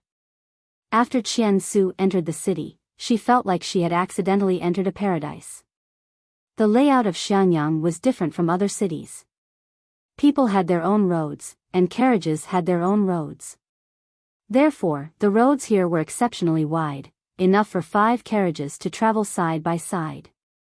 Every 500 steps, there was a wooden barrel that was half the height of a person standing on the side of the road. From time to time, people would throw something into it. The streets were spacious, clean, and orderly. It made Qian Su, a nouveau riche, feel indescribably uneasy. The feeling of uneasiness was similar to that of an illiterate person sneaking into the circle of top scholars. Fengzhen revealed a long-lost emotion and explained to Qian Su excitedly. What are those wooden barrels used for? They're used to throw rubbish and the filth of cows and horses. They're not allowed on the road. If you don't dispose of them, you'll be fined if you're caught. What's up with those strange carriages? Qian Su saw a carriage with 2 horses passing by next door. Except for the top of the carriage, it was open on all sides. Qian Su took a look and discovered that the carriage was separated by 3 wooden planks. There were 6 bearded stools, and 6 fairly clean-dressed ordinary people were sitting inside. Fengzhen took a look and said, "It's a public carriage from the Carriage and Horses Company." According to the ancient system, 1 carriage for the commoners, 2 for the scholars, 3 for the officials, 4 for the officials, 5 for the feudal lords, and 6 for the emperor. Qian Su's brows furrowed. She said unhappily, "Judging by their attire, they're obviously commoners. How are they qualified?" "That's true, but 1 horse can't pull 6 people," Fengzhen said. At first, there were indeed scholars who objected, but with the Lord's personality, she's always amenable to coaxing but not coercion. The Carriage and Horses Company is also beneficial to the people. What's wrong with 2 horses? Xiangyang was getting bigger and bigger. There were more and more people living here. The north, south, east, and west were separated by a long distance. In order to accommodate the old warhorses, Jiang Pengji set up a Carriage and Horses Company. She let the horses pull the carriages. The drivers were all retired soldiers. Transportation was convenient, and the people didn't have to walk. One only needed to pay a certain fee to get on the bus. Ordinary families could afford it. Because 2 horses pulling a chariot was a privilege that only scholars had, ordinary civilian organizations did not dare to follow the trend of setting up chariots and horses, for fear of being accused of overstepping their authority. Therefore, chariots and horses had always been an official organization. In order to make it easier to manage, he also made a license plate mark. Due to the high cost, horse-drawn carriages and ox carts were not as popular as private cars in the later generations, so the traffic had always been smooth. Commoners could wait for a bus at a fixed stop. If there was an empty bus, they could get on. The funny thing was that the people who had objected to it at first were happy to use the public carriages later on. It couldn't be helped. Not everyone had the money to keep a horse carriage or an ox cart. Most of the time, they had to rely on their feet. Since there was such a convenient means of transportation that even the commoners could use, why couldn't they? Qian Su watched with relish. She was shocked at first, but then she calmed down. However, she didn't close her mouth halfway through. "We're here." Fengzhen got out of the carriage and secretly massaged his old waist. Then, as if nothing had happened, he walked over to the other carriage. "Madams, you can come down with the little Langjun and the little wife." The curtains of the carriage were lifted. Yan Shuxian and Yang Ruijia stepped down from the carriage with the help of their maids. They were holding their babies tightly wrapped in their arms. Fengzhen had applied to Jiang Pengji for a transfer to Wanzhou. It was official business, but in fact, he was slacking off. Jiang Pengji couldn't bear to see him so happy, so she assigned him the task of escorting Yang Tao and Yan Lin's wife. Yang Tao and Yan Lin both had families, but the conditions in Nanxing were harsh and unsuitable for their wives and children. Jiang Pengji suggested that their wives and children move to Wanzhou to settle down. Jiang Pengji was purely concerned about her subordinates, but in the ears of Yang Tao and Yan Lin, it sounded like a threat. Was she suggesting that they hand over the hostages? Regardless of whether she meant it or not, Yang Tao and Yan Lin could only agree. This trivial matter was thrown to Fengzhen. Qian Su volunteered to help. Although it was said that she was sharing Fengzhen's worries, she was actually secretly protecting the two madams and their children to prevent possible harm. As intelligent as Jiang Pengji was, she naturally understood the deeper meaning behind these people's actions. She didn't explain and let them fill in the blanks. This was a comedy where everyone was diligently scheming against each other, but only the Lord was fishing in troubled waters. "We'll be living here from now on? Where will Ruijia live?" Yan Shuxian had been a little uneasy these days. When she saw the residence she would be living in from now on, she was a little uncertain. Isn't this treatment a little too good? General Yang and military advisor Yan have a close relationship. My lord wants to arrange for them to live closer together. I checked the houses that are still empty. This is the only one that's better. The location is quiet, but it's not far from the bustling city. This is General Yang's residence, and the one opposite is military advisor Yan's. As a building maniac, his lord had built hundreds of residences in one go as soon as she entered Xiangyang district. A small number of residences were left behind. Some were given to the initial team as rewards, and the rest were sold at a high price to the gentry or local tycoons who had moved in. His lord, a black-hearted merchant, paired up with Wei Ci, the leader of the navy. The residences there were extremely expensive. In the past 2 years, they had earned a lot just by selling the residences. For example, Fengzhen's residence, which he had bought for only 3 copper coins, had now increased in value countless times over. If Yang Tao and the rest knew that his lord had gifted them such a residence, they would be even more loyal. "Thank you, Master Lanting." Yan Shuxian secretly heaved a sigh of relief. She bowed toward the south and nodded to Fengzhen to express her thanks. Fengzhen smiled and said, "It's New Year's Eve Lantern Festival in a while. If the two madams are free, you can bring your maidservants out to play and relax." In reality, Xiangyang district was very lively for a month before New Year's Eve. Various merchants' warm-up activities were similar to those of profiteers in later generations. These scenes could only be seen in Xiangyang district. For outsiders like Yan Shuxian, it was rather rare. Fengzhen only returned home after settling them down. Little did he know that his son's rebellious youth had arrived. The scene was rather peculiar. Thinking about how he bragged about his son in front of his colleagues and how good he was at educating his son, he couldn't help but hammer himself to death. "Silly boy, you've tricked your father to death."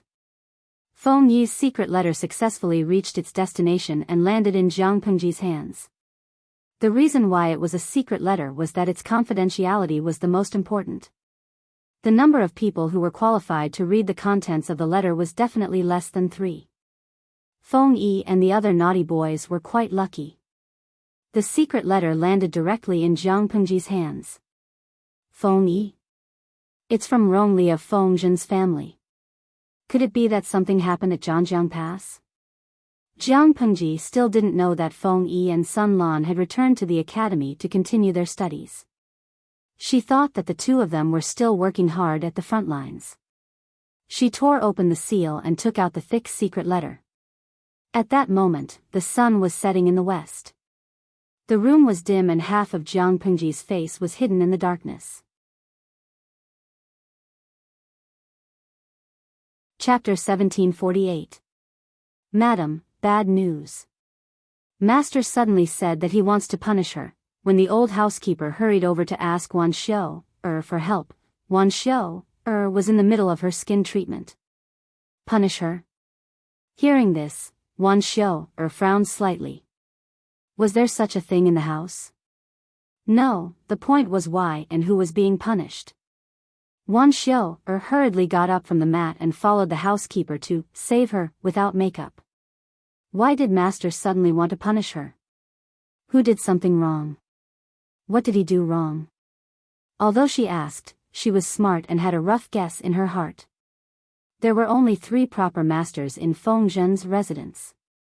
Feng Zhen wouldn't ask for the family law to punish him, so the only one left was Feng Yi. However, Feng Yi had always been a well-behaved child, so how could she have angered Feng Zhen to the point of asking for the family law? The old housekeeper had served Feng Zhen for many years. As a servant, he wouldn't interfere with Feng Zhen's education without permission. The fact that he came to her in such a hurry showed that this matter was unusual. Wan Xiu frowned and walked like the wind. She couldn't care less about her appearance. The old housekeeper said with a pale face, I don't know what happened either. I only know that eldest Lang Jun said something to Master. Master suddenly flew into a rage. Not only did he want to punish eldest Lang Jun, but he also said that he would personally whip eldest Lang Jun to prevent him from causing trouble again. Wan Xiu was shocked. 'Cause a great calamity? This crime could have been committed on anyone, but he had watched Rong Li grow up. As his father, how could he not know Rong Li's temperament? He didn't ask for the reason and said such harsh words without distinguishing between right and wrong. Is Ziji crazy? Wan Xiu's words were reasonable and resonated with the old housekeeper. Indeed, eldest Lang Jun was a good seedling that everyone had watched grow up. These days, he had been studying hard, going to school, and working hard. He did not have the slightest air of a playboy. He had also kept himself clean and never fooled around with those wastrels. His peers were already in the brothels of New Lu, but eldest Lang Jun didn't even have a maid to serve him. If he didn't whore, gamble, or drink, where else could he find such a worry-free son of an official? The old housekeeper was also puzzled. He subconsciously ignored his wife's unceremonious scolding of Zi Feng is crazy. In his heart, Feng Zhen deserved to be scolded. When Wan Xiu brought her people over, she heard Feng Zhen's angry curses from afar. Unfilial son, are you trying to anger your father to death? Look at what you've done. How dare you do something that will bring disaster to your entire family? Feng Zhen heard the commotion and thought that the old housekeeper had called for the family discipline. Hand it over. See if I don't break this unfilial son's legs. Wan Xiu stepped forward and said, What do you mean by breaking my legs? Let me see who dares to make a move. Feng Zhen, who was standing, and Feng Yi, who was kneeling with his head lowered, looked at her in unison. The latter's gaze was calm, while the former's anger had yet to subside. This has nothing to do with you. Feng Zhen was so angry that his blood was racing. His whole body was covered in hot sweat, and his words were a little harsh. Go back first. You hit my son. What do you mean by, this has nothing to do with me? Wan Xiu stood in front of Feng Yi, her aura no less imposing than Feng Zhen's. She retorted, if you want to use the family discipline to discipline your child, I won't object. But breaking his legs and whipping him to death is a little too much. He's your son. Is he not my son? Before you hit him, shouldn't you give me an explanation? Feng Zhen's eyes widened in shock. He was secretly angry at the old housekeeper for being a busybody and dragging Wan Xiu into this. However, the trouble Feng Yi had caused couldn't be made public. He could only dismiss all the servants, point at Feng Yi, and say, "Unfilial son, tell me what you've done wrong. Let your mother be the judge and ask for the family discipline to break your legs. Tell me if I've gone too far or if you deserve it." With that, Feng Zhen suppressed his anger and said to Wan Xiu, "It's not that I'm cruel. It's just that this unfilial son has nearly destroyed our family. If we don't teach him a lesson now, how can we protect him in the future?" Wan Xiu suddenly realized that she had misunderstood something. She turned her gaze to Feng Yi and said gently, "Rongli, tell me what happened." Feng Yi obediently and briefly told him that she was going to give Jiang Qiji a gift. Ji's secret letter. Wan Xiu asked, "Just a secret letter?" Feng Yi braced herself and said, "The content of the secret letter involves a lot of things." Feng Zhen furiously added insult to injury. "It's more than just a little involved. Could it be that you don't know how many people will view you as a thorn in their side once the things you've done are spread out? Who gave you the courage to get involved in something as big as taxes? At first, I thought that you were steady and mature. I didn't expect that. It would be better for you to be a profligate young master. If you raise a cripple, then so be it. At least you won't cause such a huge disaster." Wan Xiu was confused at first, but when she heard the word tax come out of Feng Zhen's mouth, she began to understand. "How big are the implications?" Feng Zhen laughed coldly. Any aristocratic family or poor family with some wealth would probably dream of burning this brat to ashes. Wan Xiu's heart went cold. She asked in a low voice, "Can the secret letter be recovered?" Feng Zhen sighed with a weary expression. The frivolity between his brows had disappeared long ago, leaving behind only deep worry. While he was angry, he was also worried about his brat.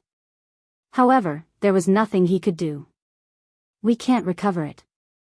It's too late. I'm afraid that the secret letter has already reached the master's hands." Feng Zhen was angry that his son had caused trouble, but he was even more worried that Feng Yi would be captured by his master to be sacrificed to the heavens. Even if the master didn't sacrifice this brat to the heavens, the victims, who had their cake touched by the master, would secretly seek revenge.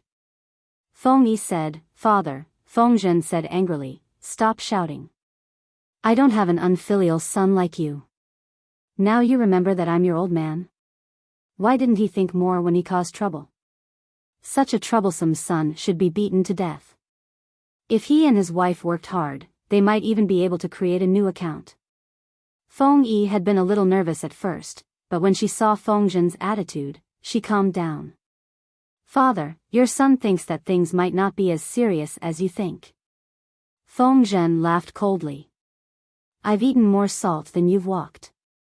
You want to show off your intelligence in front of your father? You're still too young." Feng Yi said, "Your son just feels that the master is different from the previous wise and virtuous rulers. Even if you flatter her now, she won't hear it, and she won't let you off. The master is indeed different, but she is also." At this point, Feng Zhen felt a headache coming on and raised his hands to rub his forehead. Sentimental and nostalgic feudal vassals couldn't go far.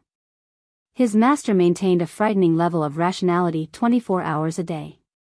If the heaven sacrificing ceremony could achieve the greatest benefits, she wouldn't be merciful. Chapter 1749. Feng Yi said, "I thought that the Lord already had this thought a long time ago." Feng Zhen glanced at his son. Yes, this kid was no longer the good bamboo shoot he was proud of, but Xiong Feng Yi. Feng Yi asked in a low voice, "Dare I ask, Father, how do you think Xia and Dongqing were destroyed?" Feng Zhen's brows furrowed. His son's question had a deeper meaning. If we want the Xingshi dynasty to survive, we can't fall on the same question again. Fengzhen stared at his son with a strange gaze. He was silent for a long time, making Wan Xiu, a bystander, unable to sit still. After a long time, Fengzhen sighed and said to his son, "What do you think?" "Say it." Fengzhen's guess was right. Feng Yi's secret letter was indeed in Jiang Pengji's hands. Only she and Wei Ci had seen the contents of the letter. A bad bamboo produces a good bamboo shoot. What good things did Fengzhen do in his past life to have such a son? Wei Ci carefully folded the secret letter, brought over an oil lamp and lit it. The orange-red flame shot up fiercely and engulfed the secret letter in an instant. Wenzheng and Huayu's eldest wife are also impressive. Given time, they will definitely have a place in the imperial court, Jiang Pengji smiled. This also shows that the Golden Scale Academy's education is successful. Feng Yi's children are the best proof.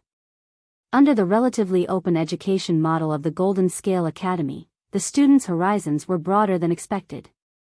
They could vaguely understand the meaning of Jiang Pengji's chess game. Of course, it was due to their talent, but the education they received also played a big role. Wei Ci said, "My lord. Is it really like what Feng Yi and the others said?" Jiang Pengji said, "These children. They are still young. Their bold guess is only 30% correct." Due to the limitations of the era, very few scholars dared to blame the destruction of a country on issues such as taxes, gentry, and land annexation. Why? Because most scholars were of noble birth. When they questioned these issues, they were also denying their social status and harming their own interests. Feng Yi and the others were able to jump out of the fence. This kind of awareness was rare. Wei Ci said, "How does my lord intend to respond?" Jiang Pengji smiled. "Grant them marriage. Just let them know." She had spent so many years plotting, now was not the time to bare her fangs. This was because the trap she had set up was challenging the class of interests that had been deeply rooted for hundreds of years. It concerned the interests and fates of too many people. What was the root cause of the destruction of Xia Kingdom and Dongqing Kingdom? The distribution of benefits among different classes was uneven.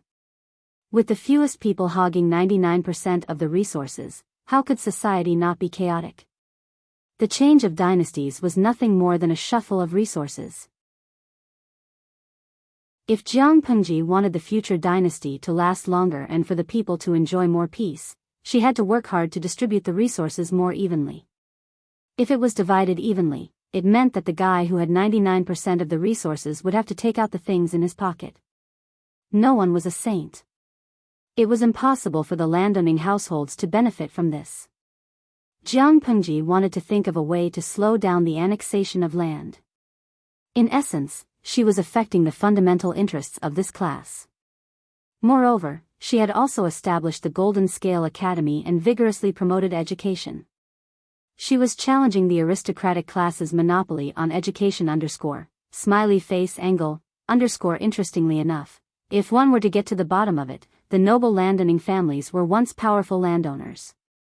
Through repeated political investments and gambles, they obtained political and economic privileges. After a few generations of operation, they started from the local government and gradually got involved with the central government. They gained a firm foothold and gained more rights to speak. They huddled together and grew rapidly. They annexed countless lands and enjoyed various privileges. Gradually, they became famous families in later generations. The cake was limited.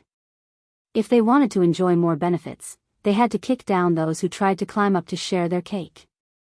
Therefore, the monopoly of officialdom and culture came into being. Jiang Pengji wanted to break this monopoly. It was useless to simply rely on violence, killing people, and crushing them. Without this group of landowning households, the poor who climbed up would also become the new nobles. It would multiply and multiply endlessly. Don't think that the poor would represent the masses and fight for the interests of the people just because they suffered from the disdain of the landowning households. The poor would only work hard to climb up and join the group of landowning households. They would transform into a new class of exploitation with a peace of mind. Therefore, Jiang Pengji really had to deal with not only the landowning households but also the new nobles who were born poor. The Golden Scale Academy and the promotion of culture and education were to break the cultural monopoly. The imperial examination to select scholars was introduced in the future to break the monopoly of officialdom. Of course, the audience in the streaming room also said that the imperial examination to select scholars had its pros and cons. Jiang Pengji still needed to do more research. She tried to integrate the examination and teaching system of the Federation in her previous life and transform it into a new system that could adapt to this era. At least, she had to let the people at the bottom see the hope of changing their fate. As long as the source of officials was expanded, it would naturally have an impact on the monopoly of the landowning households. The new nobles would thin out the original cake of the landowning households. However, Jiang Pengji not only had to guard against the landowning households, but she also had to guard against the new nobles. Therefore, how to control them reasonably and narrow the gap between them and the ordinary people was the most important thing. As this problem surfaced, the reform of taxes and corvée was inevitable. The original system of taxes and corvée gave the landowning households a green light. It made them richer and the poor people poorer. The pace of land annexation was getting faster and faster. In the end, the land in the hands of the people would all be in the hands of the landowning households. The balance of resources would be completely tilted. If it was another era, the tax rate of the rich could be increased and a high inheritance tax could be set so that the gap between the rich and the poor would not be too big. However, in this era, inheritance tax could not be counted on. It was also difficult to implement a high tax rate for the exploitative class. After all, the people who made the laws were the evil exploitative class. If she did that, she was afraid that more than half of her confidants would betray her. She was not that reckless, so she had to change her way of thinking. While reducing the burden of the people as much as possible, she would create income for them. At the same time, she could achieve her goal of defeating the local tyrants by cooking frogs in warm water. The existing system of taxes and corvée was definitely not feasible. It was one of the accomplices of land annexation. Compared to the landowning households and commoners, the ordinary people were the weak.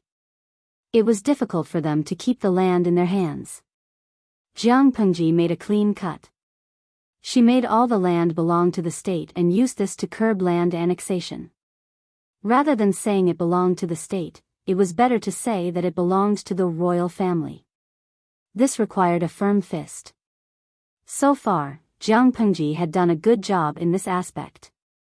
She plundered wherever she went.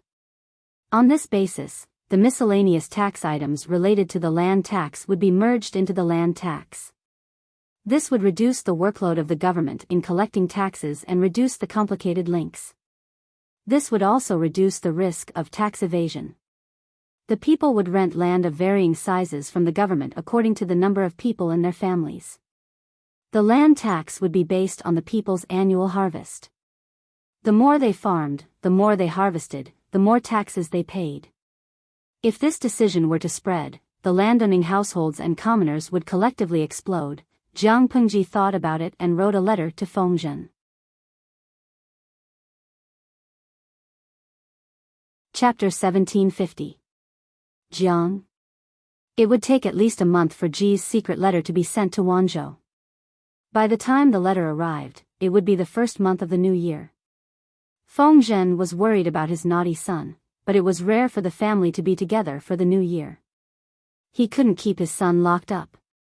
Under Wan Xiu's persuasion, Fengzhen finally let go of Feng Yi, who had been locked up for 2 days. But he was a petty person. No matter how he thought about it, he was unhappy. His naughty son had made such a big mistake, but he couldn't scold or hit him. It was so frustrating. In the end, Fengzhen went to the academy's teacher as a parent. He hoped that the teacher in charge of teaching would give Feng Yi more homework. It would be best if he could drown in a sea of questions. Feng Yi was only locked up for 2 days. To outsiders, it was said that he had caught a cold. His character and style were too good, so outsiders didn't think much of it. On the other hand, Changxing's few insiders were on tenterhooks for 2 days. They saw with their own eyes that Feng Yi's mental state was normal and he was as elegant as usual. They heaved a sigh of relief. Little did they know that a major event that would affect their future was happening. Speaking of which, the students of the highest grade in Jinlin Academy were mostly between 17 and 20 years old. They had been studying in Jinlin Academy for a long time.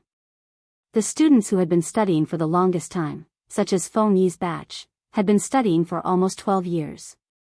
The shortest ones had been studying for at least 10 years. There was no doubt that both the male and female students were the students that the academy's teachers put the most effort into. The teaching materials they used were the freshest. The teachers would change the teaching materials according to their learning progress and absorption. Well, to put it bluntly, they were experimental guinea pigs. However, as a group of precious guinea pigs, the academy's teaching resources would be given to them first. They deserved to be called painstaking efforts. At this point, many students didn't lack knowledge but experience. They could master the skills they had learned through personal experience. In terms of academics, many teachers felt that they had nothing to teach them. If these students continued to be locked up in Jinlin Academy, it wouldn't be good for them. Instead, it would be harming them. The time after turning 20 was the golden time to work hard. It couldn't be wasted. It was better to let the students graduate and leave the academy to explore the wider world. There was no end to learning. If the students still wanted to study miscellaneous books, they could borrow books from Jinlin Academy and take them home to slowly study. The elders of Jinlin Academy, led by Master Yuan Jing, felt that they couldn't keep delaying the students, so they discussed this issue. In the end, they gave Ji wrote a booklet. At the end of the day, Jinlin Academy was an official academy. Whether the students graduated or not was not decided by the big shots, so why would they need Jiang Lushi? Ji made the decision. In addition, after the first batch of students graduated, most of them came to her to apply for jobs. How could they hide this from Jiang? Big boss Ji? Ginger? Ji also agreed, but she had her own ideas on how to select students to become officials. After so many years of planning, it's finally time to move forward with the selection of students. Wouldn't the majority of the landowning households explode with rage if they proposed to select talents through a systematic examination right off the bat? Now that he had proposed the concept of dividing up the subjects, these guys couldn't influence the results even if they wanted to. First Ginger. Ji Yunshu's wings were full of feathers, so the nobles who opposed her simply didn't have the ability to meet her head-on. Whoever dared to say no in front of her, she would make them cold sky X break. In the year when Ji Yunshu established the library of Jinlin Academy, she used a similar examination method to select students. At first, the landowning households were very angry, but because they were small in scale, there weren't many people in each expedition, so their opposition was just loud thunder and small rain. Third, with the accumulation of these years, the grassroots and middle levels of the Jinlin Academy's expeditions had formed a certain scale, so their voices were no longer as soft as mosquitoes. Although they couldn't meet the landowning households head-on, they were still a force to be reckoned with. Ginger. If Ji Yunshu proposed to divide up the subjects, these people were the least qualified to oppose. Even if they didn't support her, they wouldn't jump out to make things difficult for her. Finally, Ginger. Ji Yunshu had been helping Jinlin Academy build a positive image all these years. The students of the academy had long become a unique scenery, and the people accepted them very well. In addition to the main headmaster of Jinlin Academy, Ginger, Ji Yunshu also used the method of private bidding to establish 22 branches in various provinces and counties. Because of good management, Ginger. While Ji Yunshu was friendly to the people, she also won over a small number of small landowning households and ordinary people. The influence of Jinlin Academy was incomparable. Now, the first batch of students was about to graduate, and their final destination would inevitably attract a lot of attention. In the eyes of outsiders, these students were Ginger.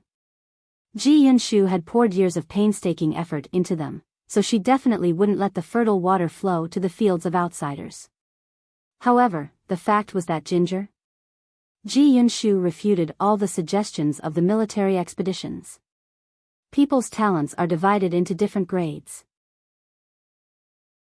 Some people are geniuses but waste the food given by God, while some people are stupid but diligent. If all of them are expeditions and treated equally, then what's the point of their hard work? If they can get into Jinlin Academy and get into the highest grade, who will take the trouble to study in the future? Ginger. Ji Yunshu sternly refuted the guy who proposed this bad idea. He didn't care about the old friendship. Even if this famous scholar had contributed a lot to the construction and development of Jinlin Academy, she still had to refute him. She wanted all the students to know that it was not so easy to get into an official position, and only the winners could stand out. So, she took advantage of the situation and proposed the concept of dividing up the subjects. With the previous arrangements, this concept didn't encounter much opposition. Even if some people objected, they didn't dare to say anything. Dividing up the subjects was a big deal. Ginger. Ji Yunshu planned to preside over it personally. Firstly, it was a show of seriousness. Secondly, it was a deterrent. Thirdly, she could discuss the specific matters of dividing up the subjects with the leaders of Jinlin Academy. There couldn't be any accidents in the first imperial examination. She threw the matters of Nanxing to Fu Wang, Yang Si, Yang Tao, and Yan Lin. Yang Tao and Yan Lin were rendered speechless by her actions. A year ago, Yang Tao was still fighting with Ginger. Now, he was going to hand over the entire situation of Nanxing to them. She was too ambitious. Even if Fu Wang was the commander, Yang Si, Xieze, and Li. A few important ministers were watching over them, but it was undeniable that Yang Tao had a lot of military power. If Yang Tao wanted to rebel, Ginger, she would be in a terrible fix. When Yang Tao shared his thoughts with his little friend, Yan Lin's little friend seemed to roll his eyes at him. Zhengzi, did you forget? Forget what? I forgot that both our wives and children were sent to Wanzhou. They had hostages in their hands. How could they be worried about Yang Tao's rebellion? Should Yang Tao be worried about Ginger? Would that bastard Ji kill the hostages? He was mentally tired. Wei Ci also expressed that he was mentally tired. He didn't want to be treated as a pendant by the Lord, who took him everywhere. If this continued, even a blind person would know that they had an affair. Ginger. Ji Yunshu said sternly, I'm not good at painting. Naturally, I have to take Zixiao with me. Looking at her sincere big eyes, she didn't take Wei Ci with her to have an affair. If that was the case, why would she take Lu Zheng with her? Yes, Lu Zheng and his adopted daughter, Kang Xintong, were once again the third wheel. Wei Ci hesitated. Could it be that he had been single for too long and his thoughts were impure, so he misunderstood his lord? My lord said that I'm good at painting. Is there something that you want me to do? Ginger. Ji Yunshu rubbed her hands with a smile and warmed Wei Ci's hands with her palm. The first batch of leeks in Jinlin Academy is ready. It's time to harvest them.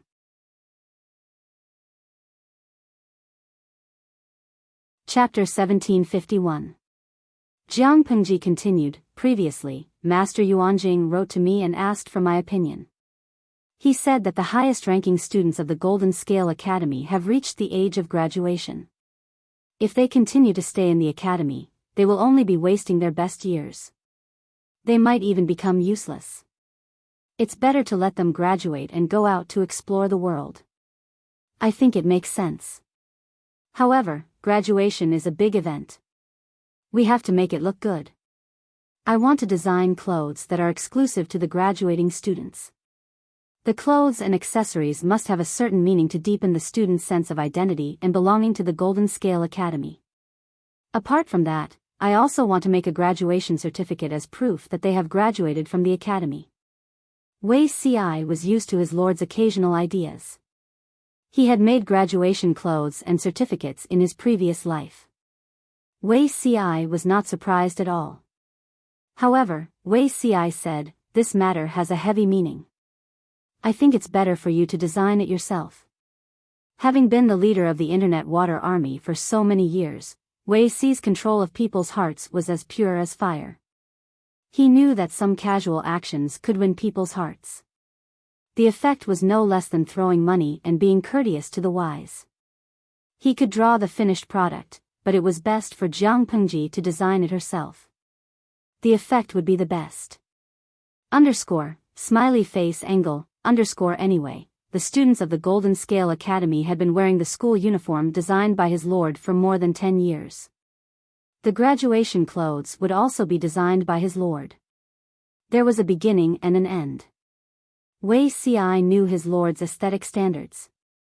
She would definitely make the students handsome, beautiful, and immortal. Zixiao is right. I can design it too. Jiang Pengji thought of the clothes she had seen before and shook her head secretly. They were too ugly. Even if they were designed by the big shots, Jiang Pengji could touch her conscience and say that ugliness was an original sin. She hoped that this batch of students would be handsome, beautiful, and immortal in the annals of history. She wanted future generations to see how good her aesthetic standards were. Being good or bad is temporary, but being handsome and beautiful is forever. At that moment, Jiang Pengji's inspiration came. The men's graduation clothes were mainly robes with a round collar. They did not choose the current popular style because the round collar with narrow sleeves would save more fabric. The female's graduation uniform was based on a high-waisted skirt. The sleeves were also chosen to be narrow, and there was an extra top on top. The tip of the skirt was painted with the patterns of mountains, rivers, cranes, and pines and bamboos. The Golden Scale Academy's iconic cloud patterns would definitely not be lacking. Of course, Jiang Pengji also added green willow patterns on the cuffs to symbolize the Lu family. But in the center of the vest, there was a cartoonish round face of an iron-eating beast. Wait! Wei Ci was stunned as he watched. Your Highness, I'm afraid this isn't appropriate, Jiang Pengji said. What's wrong? In the future, this iron-eating beast's face will become a new clan tattoo. To allow the students of the Golden Scale Academy to use the clan emblem that only the royal family could use, how glorious was that for the scholars of this era. This would establish the unique position of the Golden Scale Academy, and at the same time, tie it firmly to the royal family. Jiang Pengji never suffered any losses. She was scheming and her tricks were hard to guard against. Wei Ci was speechless. It was one thing to use this iron-eating beast's face as the emblem of the royal family in his previous life, but he was doing it again in this life? The iron-eating beast is a symbol of power. After all, it's a ferocious beast that followed Qiyu in his expeditions. Jiang Pengji's words were pure lies. She took a fancy to the iron-eating beast only because it looked too cute. Wei Ci hesitated and said, Then Your Highness, if you tattoo it on the clothes of the students, someone spouted nonsense righteously and sternly, it means that the scholars who graduate will be loyal to the emperor and the country. They will follow Qiyu like a ferocious beast and will be the pillar of the country. In addition, on this day, they are allowed to wear clothes with the royal family emblem, which further symbolizes that they are the disciples of the emperor. Wei Ci was speechless. I almost believed your words. He realized that even though he had been reborn, his ability to lie through his teeth was still inferior to his lord's. Under Jiang Pengji's strong arguments, she retained her opinion, but the accessories such as hair accessories and waist accessories were made by Wei Ci. He was really worried that his lord would make other messy things. Lu Zheng and his daughter smiled and did not say anything. On the way to Wanzhou, Lu Zheng picked up his wife and son along the way. Wait, haven't you been single until now? When did he stop being single? Because the two lives were different, Wei Ci could not guarantee that Lu Zheng's family had not been destroyed by the butterfly's wings. These days, Lu Zheng had been alone, and there was no mistress in the manor. Wei Ci thought that Lu Zheng was still a single middle-aged man. Lu Zheng said coldly, getting married and having children is an important matter related to the continuation of the family line. Apart from you, who else in the world is still single at this age? Wei Ci was speechless. He took an arrow to the knee _ smiley face angle, _ Lu Jing quickly added insult to injury and sneered, "Oh, my lord too." She did not give him a single young lord. There was no young lord at all. It was better to bury this couple. Jiang Pengji, who had been urged to get married all these years, continued to be indifferent. Wei Ci also pretended to be deaf and mute. Lu Zheng successfully picked up his wife and son. The couple had been separated for a long time. At this time, they had endless things to talk about. They directly left their annoying son to Kang Xintong to take care of. Because the journey to Wanzhou was too far, they would have to spend the New Year's Eve on the way. As the new year was approaching, the teachers in the academy were not as strict with the students' education as usual. The students in the lower grades continued to review the old and learn new things, while the students in the upper grades focused on self-study and discussion. Feng Yi always came to the classroom early. His diligence made the other students in the elite class sigh in admiration. Feng Yi was so hard-working because he felt that he could not keep up with his classmates since he had been suspended from school with the army for 2 years. He needed to work harder. The other students did not want to be overshadowed by Feng Yi, so they put in more effort. For a while, the atmosphere of studiousness was set off in the class, which made the teachers feel gratified. Feng Yi's behavior made the unlucky Sun Lan suffer. The Golden Scale Academy required ordinary students to stay in the dormitory. They could only see their parents once a month in the reception pavilion and return home once every 6 months. The student dormitory was in the Golden Scale Academy. The boys lived in the south of the academy, while the girls lived in the north. They were not allowed to approach the dormitory of the opposite sex without permission. Ordinary students had the advantage of being close to their dormitory when they went to class, but special day students like Feng Yi had to wake up earlier because they lived outside the school. Feng Yi was always able to arrive an hour before the start of the morning reading period.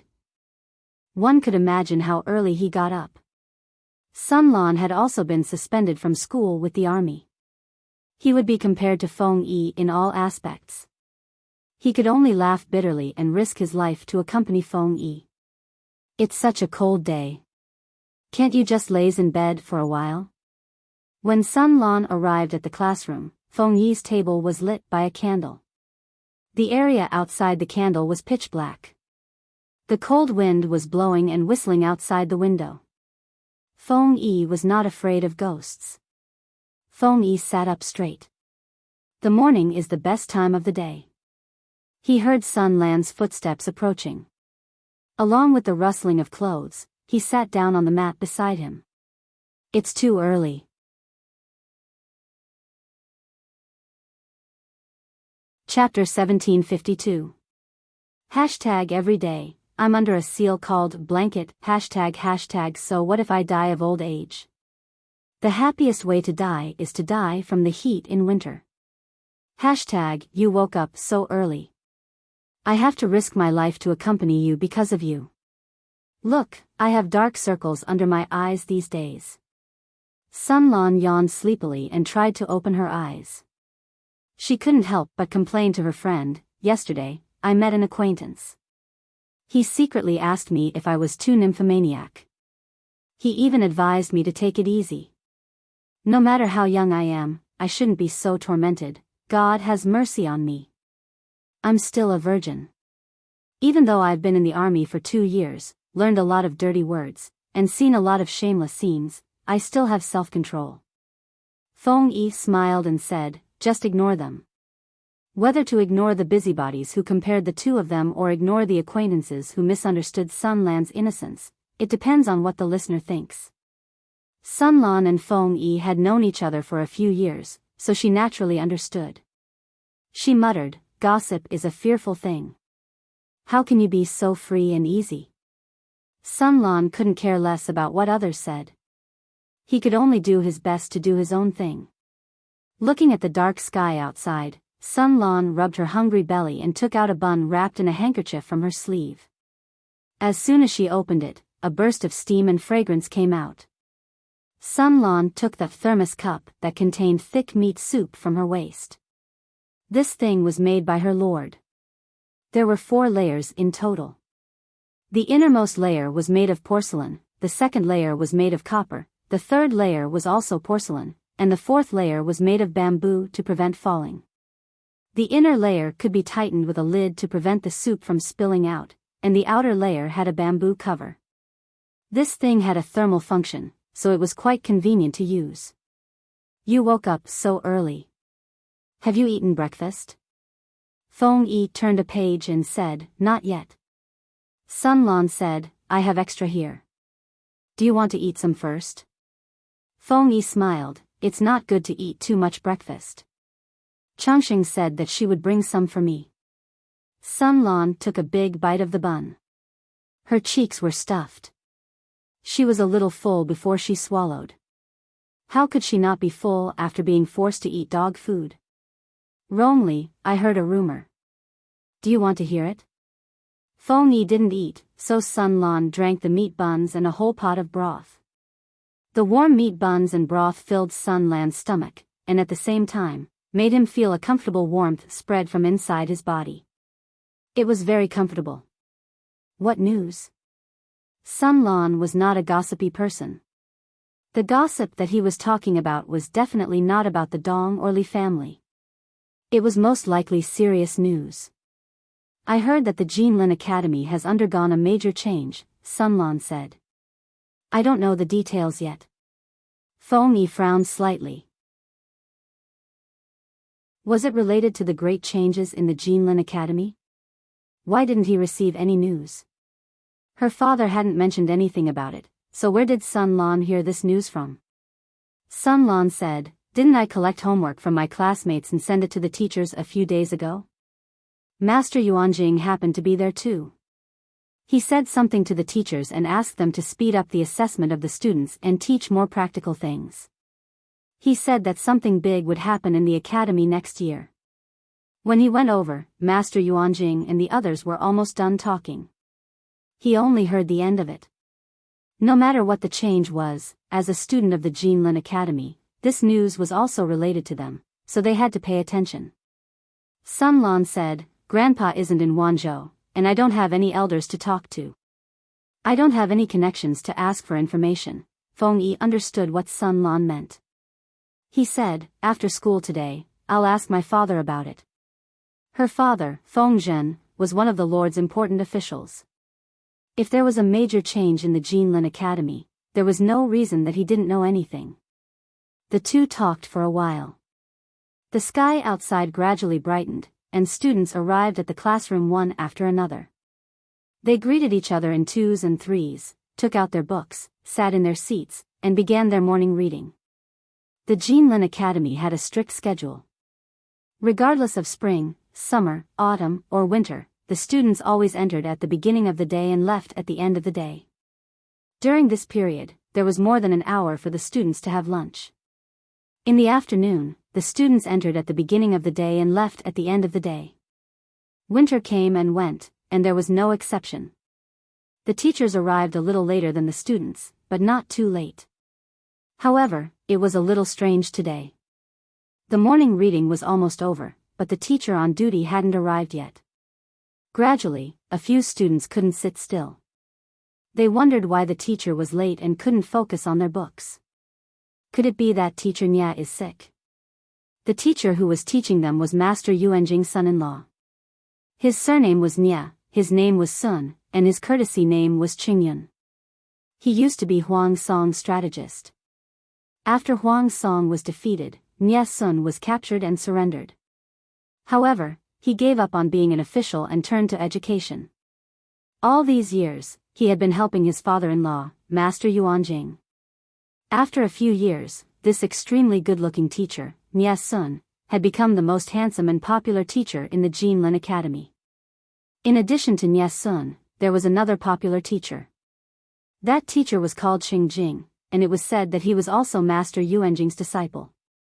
However, Compared to Nie Sun's outstanding appearance and gentle temperament, Qing Jing was quite strict and unapproachable.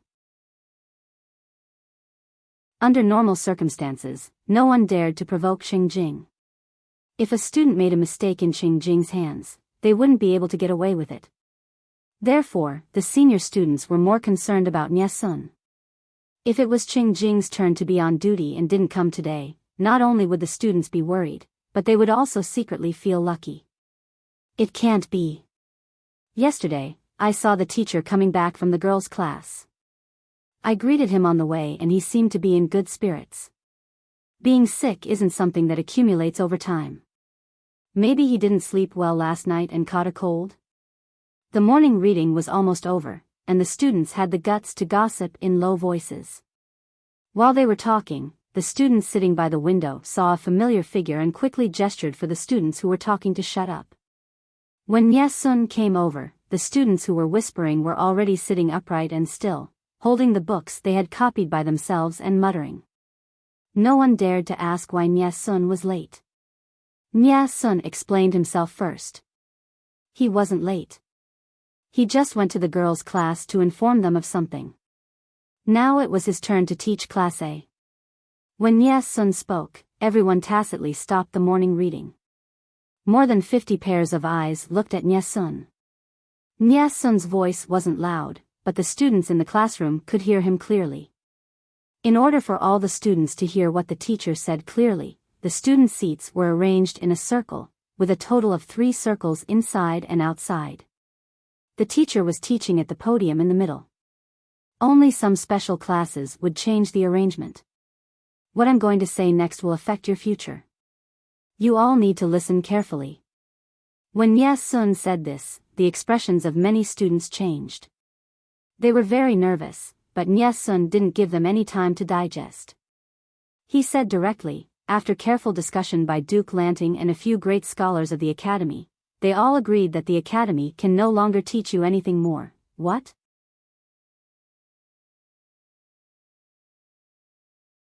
Chapter 1753. Among you, more than 90% of you are the first batch of students accepted when the Academy was established. You have been studying for 12 years. Life is but 100 years, and you have already spent more than 10% of it in the Academy. Nie Sun repeated what he had said several times. His eyes swept across the faces of the young people below, and his lips curled into a faint smile.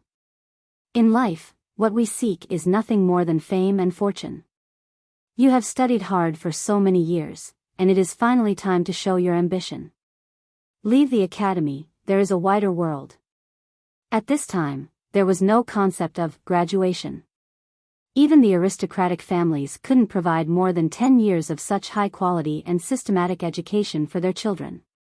Basically, they had to learn as long as they lived. But the Golden Scale Academy was established by Jiang. In order to save teaching resources and reduce the teacher's burden, the senior students who had learned well should get lost. No, they should come out and work for her. Otherwise, what was the point of cultivating them for so many years? The senior students graduated from the Academy, and the first-grade students took their place. In this way, the leeks could be harvested batch after batch, growing and multiplying endlessly. If the students wanted to further their studies, they could borrow other books from the Golden Scale Pavilion. The headmaster of the Academy could not teach them for a lifetime. This news was like a bolt from the blue to most of the students.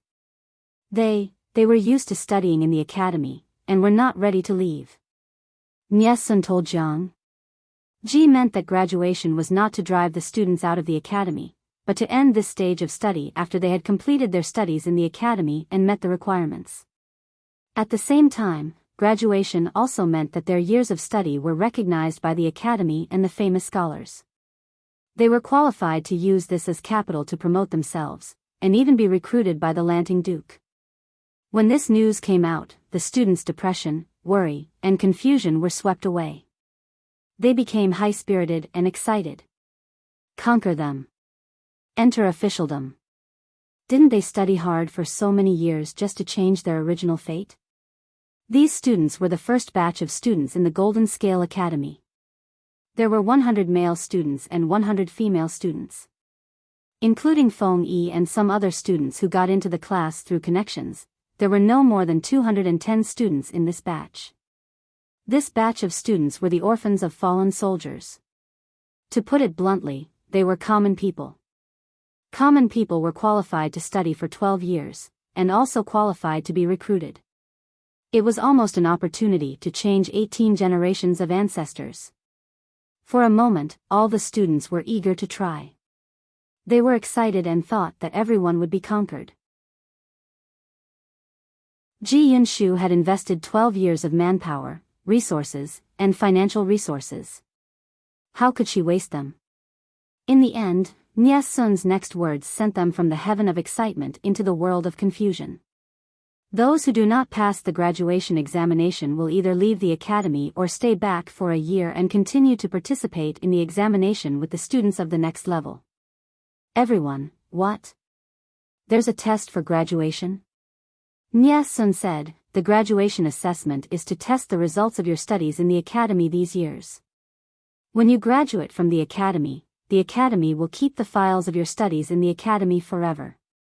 No matter where you go in the future, you will be a student of the Golden Scale Academy.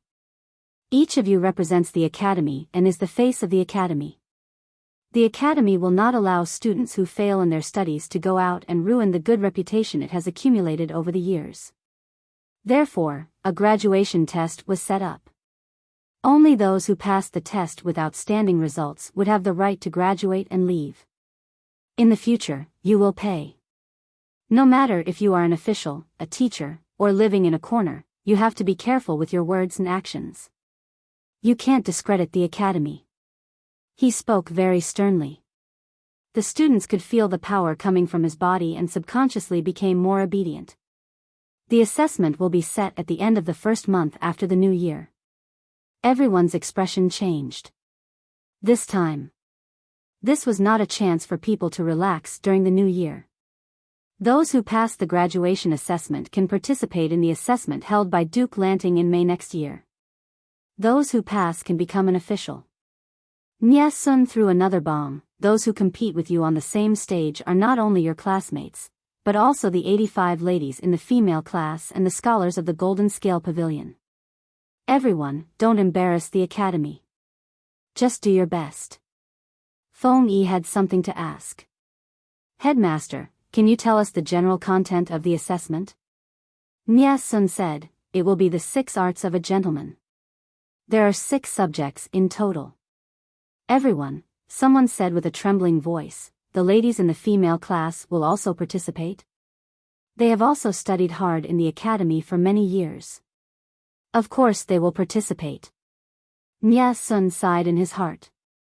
There should be 100 people in the female class. However, some of the older ones couldn't stand it and chose to marry and have children. Some of them went to the military camp to work hard. The remaining 85 had lost their parents. Their relatives couldn't control them and didn't have the right to decide their souls. These female students also felt that the academy was quieter and safer. They didn't have the thought of marrying, so they stayed in the academy to continue their studies. When Nie Sun said this, everyone wailed in their hearts. There was no other reason. The ladies in the female class were extremely skilled in martial arts. They didn't belong to the category of normal women. Competing with them on the same stage was too much of a bully.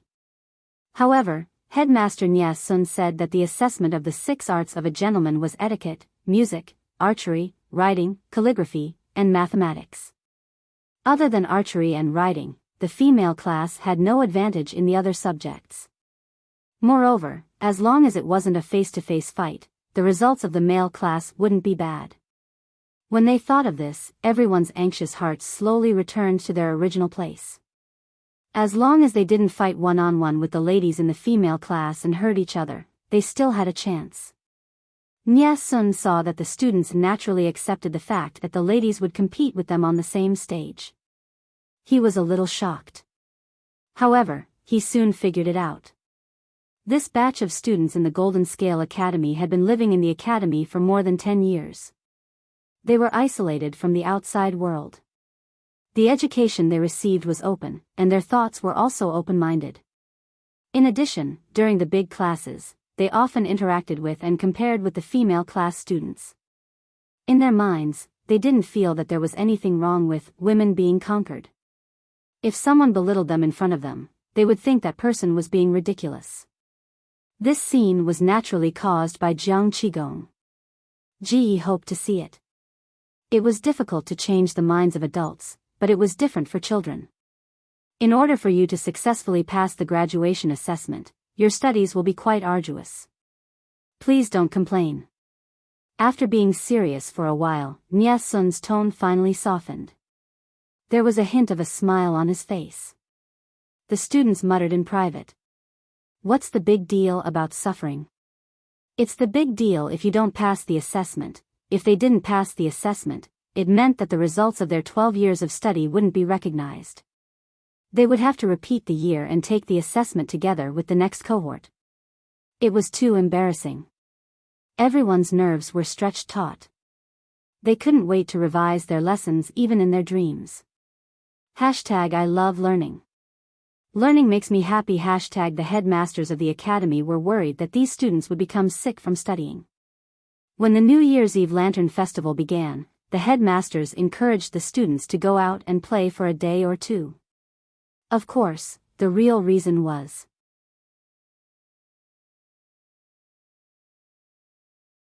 Chapter 1754. To the people of Yangzhou, the New Year's Eve Lantern Festival was an event of great significance. Jiang. In the first 2 years after Ji took over Xiangyang district, she organized the Lantern Festival in order to quickly restore the livelihood of the people and encourage them to have hope in life. In the following years, Xiangyang district developed better and better. Hundreds of thousands of people came to live there, and the tradition of the Lantern Festival was preserved. Many smart merchants seized the opportunity and imitated Jika House to organize various promotional events. Not only did it arouse the people's desire to shop, but it also increased their sales. The merchants made a lot of money. When other merchants saw this, they were extremely envious. Soon after, they organized some kind of promotional event to benefit the people during the New Year's Eve Lantern Festival. This was somewhat similar to the Double 11 Chopping Festival in the Salted Fish Dimension. Every year before New Year's Eve, these events were held. Some diligent and thrifty people developed the habit of stocking up during the New Year's Eve Lantern Festival. Of course, there were many merchants who participated in the event. Some sold fake goods for personal gain, and some even cheated the common people into buying inferior goods at low prices. There were also those who maliciously used price wars to squeeze the living space of their own kind, thereby dominating the market share. Even Jiang. Ji's occupation in her previous life was not related to being a merchant. However, she had come into contact with many people and understood some of the little tricks of the business world. These little tricks were the leftover tricks of the ancestors in her era. However, in this ancient era where business development was still in its infancy, every idea could set off a considerable business storm. In other words, with the advanced business philosophy, even Jiang. Ji did not want to be a vassal and fight for the world. As a merchant, she might be able to create a considerable business empire. Therefore, while promoting business development, the Empress Dowager Ji made many rules to restrict merchants. Many of the regulations were inexplicable to the current merchants. However, over time, as Xiangyang district flourished and its economy far exceeded that of ordinary states, some merchants who had been doing business for a long time figured out some clues. They increasingly felt that the Duke of Lanting was unfathomable. Taking one step at a time was not scary. What was scary was taking 10 steps at a time. They could not afford to offend such a big boss. Time to slip away. Out of fear, they repeatedly restrained themselves and the shops under their name, not daring to overstep the boundaries. Others were not as clear-headed as them. Some of them were black-hearted merchants who would resort to unscrupulous means to earn money. Unfortunately, this was Xiangyang district. The regulations regarding merchants, shops, and commodities were detailed and clear. If one was caught, he would be sacrificed to the heavens. There was basically no hope for him to make a comeback. Once they crossed the line, not only would they face a heavy fine and a year in prison, but they would also be banished from Xiangyang City. Their businesses would no longer be able to do business in Xiangyang City. For merchants, it wasn't a big deal if they could use money to avert disaster. The punishment of being banished and unable to do business was severe. Against the merchants, Jiang Ji was not lenient when it came to collecting taxes. Of course, merchants could also think of ways to evade taxes, but once they were caught, they would not be able to bear the consequences. Even so, there were still countless businessmen who racked their brains to rent shops in Xiangyang City Market.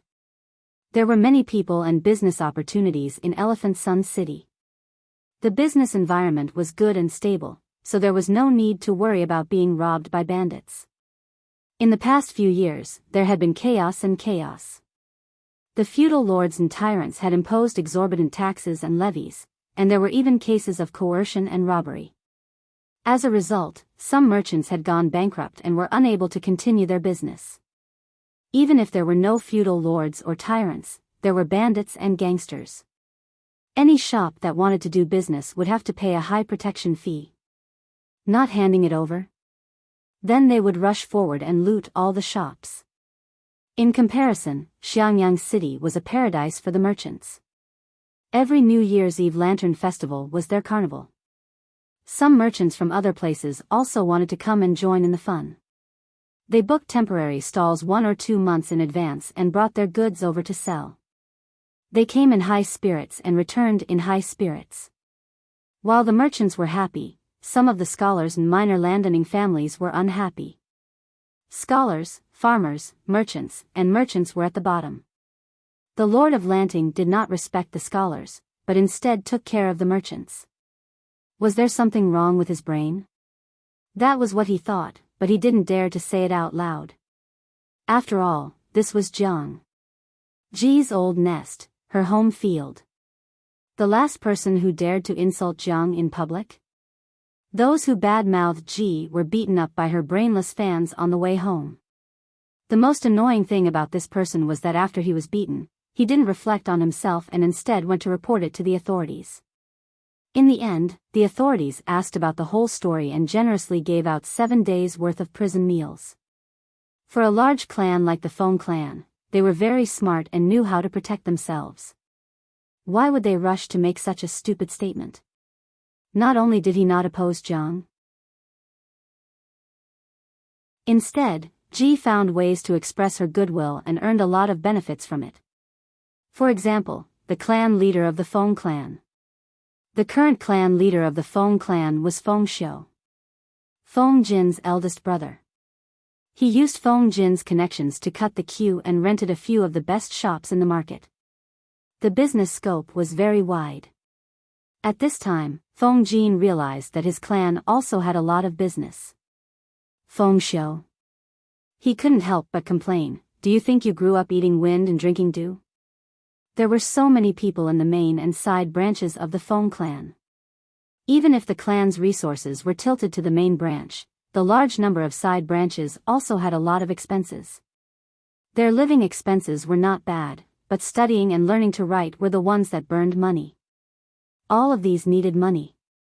Because of the unregulated business in this era, coupled with the influence of the chain of contempt, the landowning families had shops under their names, but most of them followed the rules. Most of their income still depended on the land. They spent a lot of effort to acquire land because there was money to be made in it. Under the constraints of the family tradition, the Feng clan didn't act so arrogantly, but they still had a lot of land under their name, many of which were accumulated by their ancestors.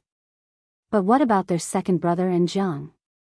Ji was bound to them, and the latter had been suppressing the landowning families. If it was in the past, they could probably kill them by gathering the power of the landowning families. Now, they were getting stronger and the landowning families were being weakened. Feng? The eldest brother frowned and realized that things weren't so simple. He discussed with his father, Feng Ren, in private. He didn't know what they said, but they sold a part of the land at a friendship price. This part of the land eventually went to Jiang.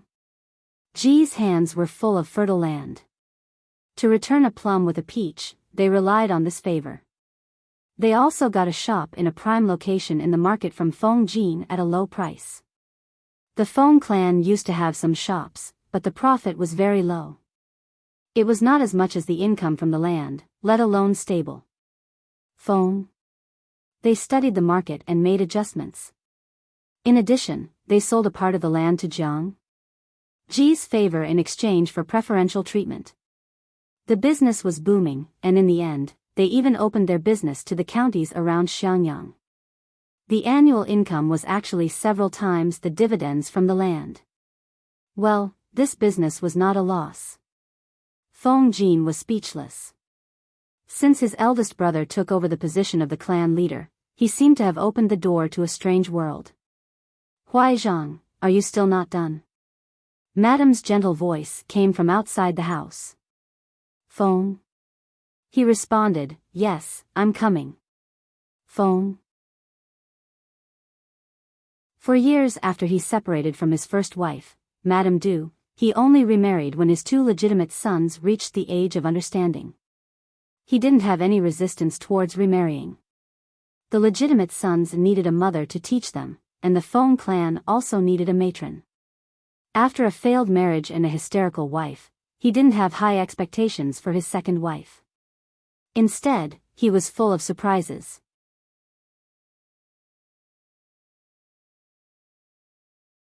Chapter 1755. Why are you dressed so plainly today? Feng Gui came out and saw his wife's light makeup. He was not used to it. The culture in Elephant Sun City was very open. Women's makeup was bright and bright. In recent years, there had been great improvements in the dyeing of fabrics. Bright red and purple colors were no longer something that only wealthy families could afford. Walking on the street, the women's clothes were colorful. Among the shops under the Feng family, those that dealt with women and children were the most profitable. Feng Gui was not a pedantic person. Bright colors were the trend now. Naturally, he would not stop his wife from pursuing the trend. But, ever since she married into the family, she had been cautious. Her jewelry, makeup, and clothes were all plain and old-fashioned. It was fine on a normal day, but it was bustling outside today. It was only right for her to dress up in a festive manner. Feng Gui sent his wife a lot of jewelry and makeup. Unfortunately, she only used them in her room and refused to see anyone. His wife smiled. It's not good to dress too brightly. I'm worried that people will gossip. Feng Gui replied, what's there to gossip about? His wife smiled and did not speak. Feng Gui frowned and remembered that he was married twice. So was his wife. Although Feng Gui was the leader of the Feng family and the Feng family seemed to be in the right position in these troubled times, it was not a problem for them to maintain their former glory. However, he still had a pair of legitimate sons. Moreover, his wife did not die, but he had a peaceful divorce. His biological mother was still alive.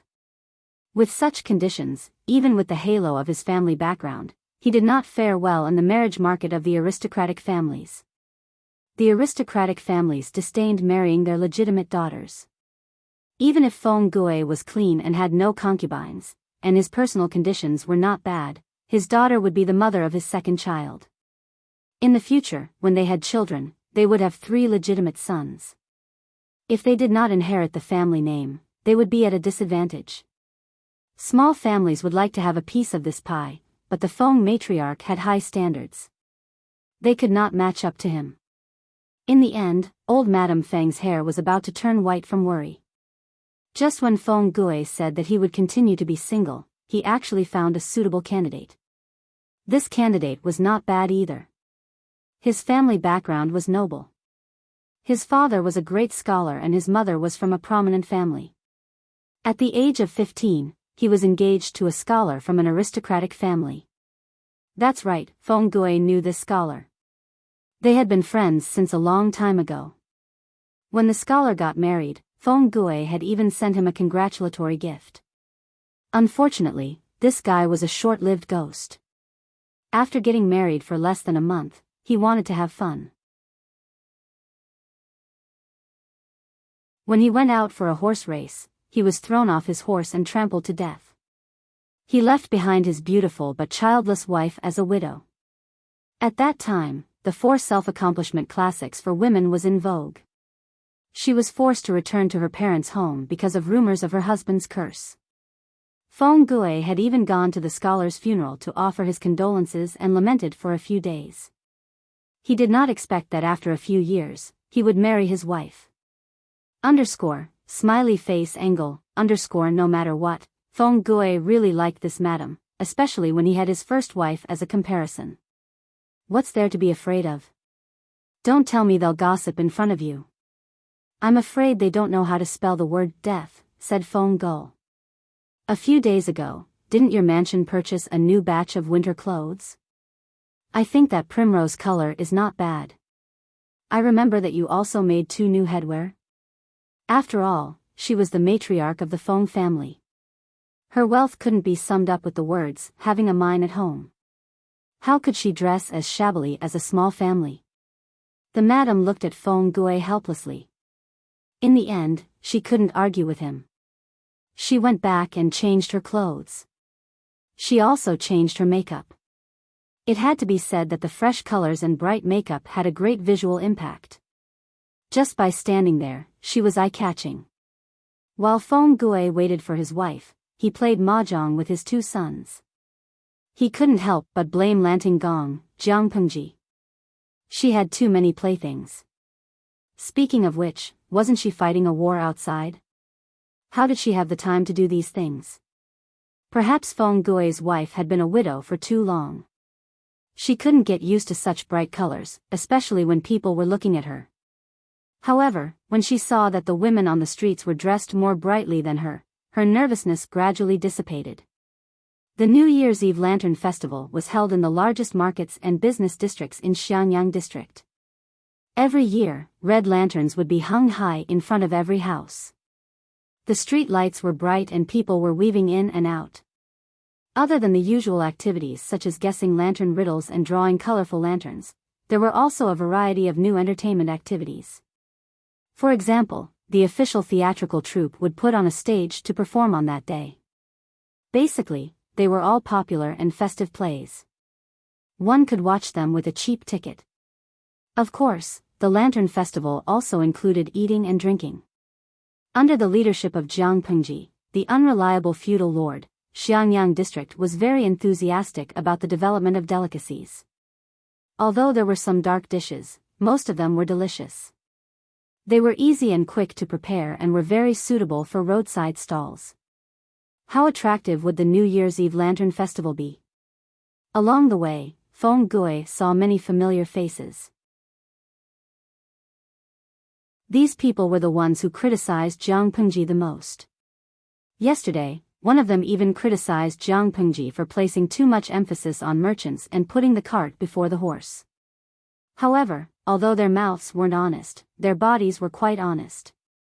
Feng Gue greeted the other party from a distance. The other party smiled awkwardly but politely. Even the gentry would come out to join in the fun, not to mention the other commoners. Feng Gue wouldn't imitate the commoners and eat while walking, but he still bought some and found a nearby private room to slowly enjoy his meal. Uncle. Auntie. Feng Gue had just entered the inn with his wife and servants when he heard Changxing's call. Turning his head to look, he saw his second brother, Fengyi, standing beside Changxing. There were also a few other youths who looked either familiar or unfamiliar. Based on their temperament, most likely they weren't commoners. They were probably classmates who were on good terms with the academy. Changxing whispered something to the others and brought Fengyi forward to greet them. Why don't I see my 2 cousins? Feng Gue replied, they're getting old, how can they still be restrained? They accepted a friend's invitation to go out and have fun. Although his 2 sons had been led astray by his first wife, Feng Gue brought them up personally and then threw them into the Golden Scale Academy to train them. In the end, he managed to turn them around. The trauma of their childhood didn't seem to have left any lasting effects on them. Now that they stood out, they were the standard descendants of the Feng family. Feng Gui also heard that his two sons had stayed up all night fighting for the Golden Scale Academy's graduation examination. He felt very gratified. Striking a balance between work and rest was the right way. They had studied too hard recently. Taking advantage of the festival, they should go out and meet their friends and relax a little. Of course, the real reason wasn't known to outsiders. Feng Gui felt that his wife was still young. If he brought his sons out, he was afraid that others would misunderstand as a father bringing his son and daughter-in-law smiley face angle, I heard from Brother Rongli that my two cousins have been very tired recently. Uncle should talk to them and tell them not to push themselves too hard. Feng Gui's two sons' talents could only be considered average. They were also the oldest in their cohort, so naturally, they were under a lot of pressure. If they were to be held back, where would the Feng family's reputation go? Feng Gui nodded in agreement. The Feng family had always been like this. When they were young, they held on tightly. When they grew up, they basically didn't care. Otherwise, there wouldn't be such a weirdo like Feng Ju. His own sons, he really should show more concern for them. After chatting idly for a while, Feng Gui let Changsheng go out and have fun. With an elder by her side, the youngsters wouldn't be able to enjoy themselves. Today was a suitable day to bump into acquaintances. Feng Gui had just started criticizing his third brother, Feng Ju. When he went upstairs, he saw him. Feng Ju and his second brother, Feng Jin, were staring at each other.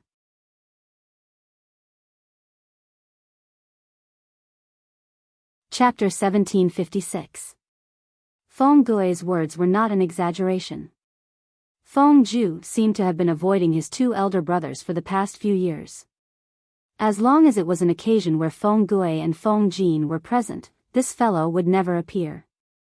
There were some situations where he really couldn't avoid them, so he simply used the excuse of visiting friends and relatives, or simply claimed to be ill and stayed at home. Feng Gui felt that it was pointless. What was the point of the three brothers quarreling like this? Feng Jin thought so too.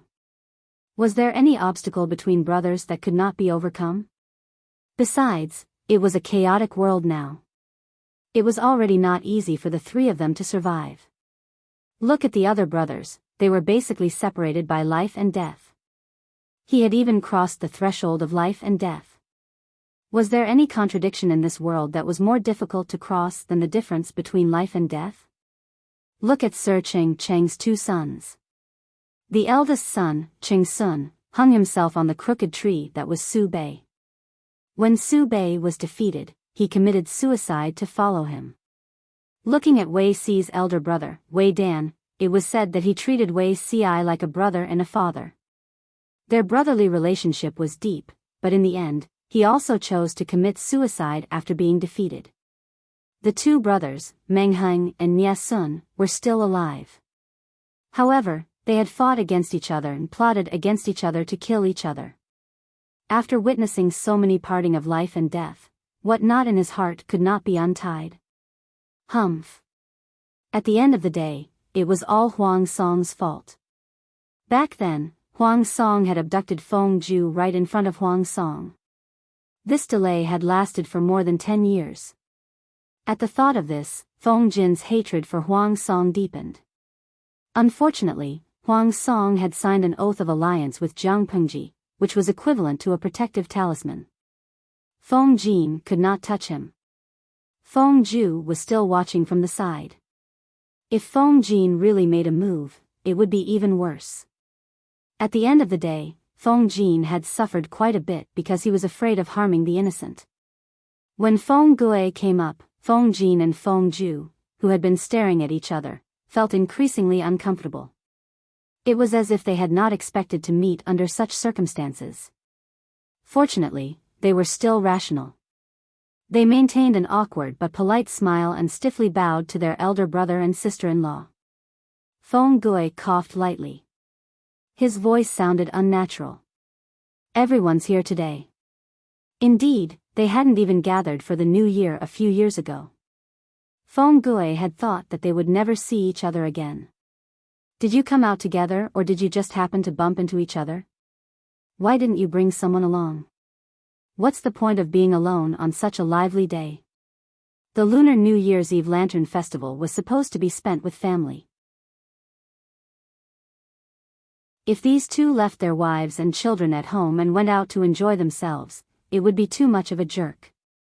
If it weren't for the Feng family's background and the genetic buff, with their EQ, they would have been alone forever.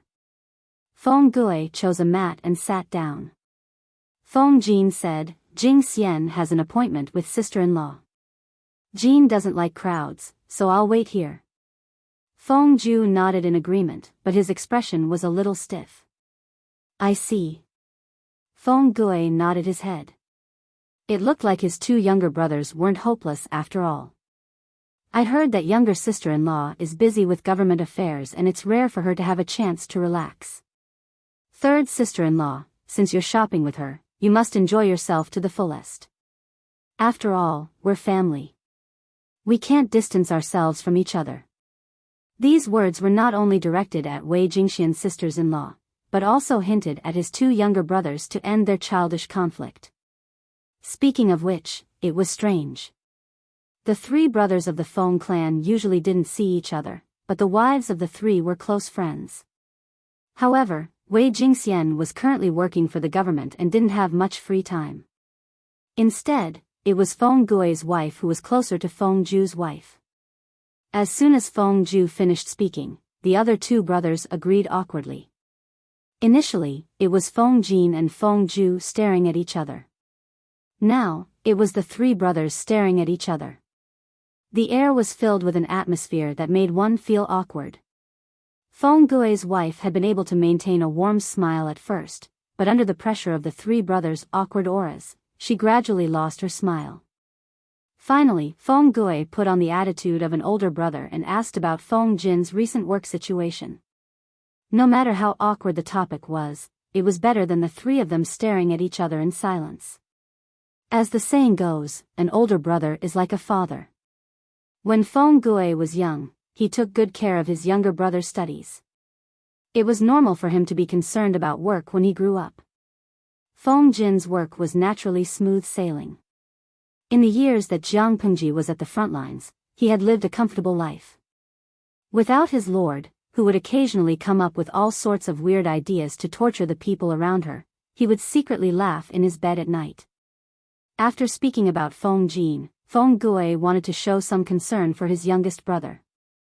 Feng Ju was the father of two children. Even if it was for the sake of his wife and children, he should reconsider his life. Admittedly, Feng Ju wouldn't starve to death even if he stayed at home. After all, he was still a direct descendant of the Feng family. As his eldest brother, Feng Gui would provide for his family. Even if Feng Gui was unwilling to provide for them, Feng Ju was also a rich man. His private treasury was very rich. It wouldn't be a problem for him to eat and drink until he died. However, Feng Ju was the father of two children. Did he really want to set such a decadent image and role model for his children? Feng Ju was still a dead pig that didn't fear boiling water. His eldest brother's words went in one ear and came out the other. He listened attentively and refused to repent. The more Feng Jin listened, the angrier he got. If not for his good manners, he really wanted to give his younger brother a beating and beat the water out of his brain. What kind of bewitching potion did that scoundrel Huang Song feed his younger brother? Huang Song couldn't even turn over a new leaf, yet Feng Ju still wanted to hang himself from this crooked tree. But the reality was, Feng Gui sighed. There's no one else here today. Huijia, why don't you tell me what you think? Why would you rather waste your time than pull yourself together? Feng Ju said, how can you know the happiness of a fish if you're not a fish? You're not me, how can you know what I'm planning? Feng Gui and Feng Jin stared at their younger brother with a death stare. Such a troublesome younger brother, they should just beat him to death. Feng Jin suppressed his anger. What kind of plans do you have now? Must you learn from Qing Jing and become a teacher in the academy? Is it better to teach and educate people? Although Qing Jing was also unwilling to become an official, he was unwilling to do so for himself and his fellow disciples from the same sect as Langya. He wasn't wasting his time teaching in the academy either. Every day, he was enriching himself with learning. On the other hand, what about Feng Ju? Feng Jin hoped that his younger brother would go and teach as well. But on second thought, his children would also be studying in the academy in the future. If they really let Feng Ju, this traitorous scammer, teach them, that would really be misleading their children. Feng Jin was a kind and honest person. He couldn't bring up such an unkind suggestion. In the face of his two older brothers' threat of, if you don't tell us the truth, we'll gang up on you and beat you up, Feng Ju finally compromised a little. His eyes darkened and he let out a sigh. One look and it was obvious that this was the prelude to a long speech. There are some things that you don't know. It's not that I don't like Lu Shi, I'm just a little confused. What confused? Feng Jin wasn't going to listen to his youngest brother's nonsense. This fellow spent his days eating, drinking, and having fun. He followed Huang Song everywhere. Was there any place in the entire Xiangyang district that they hadn't wandered? Not to mention Xiangyang district, they had wandered the entire Wanzhou. Feng Jin had never seen such an impudent defeated feudal lord. Confused? He thought that Feng Ju was feigning ignorance.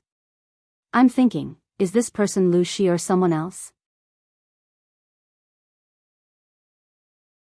Feng Jin and Feng Gui were prepared to answer their younger brother's doubts.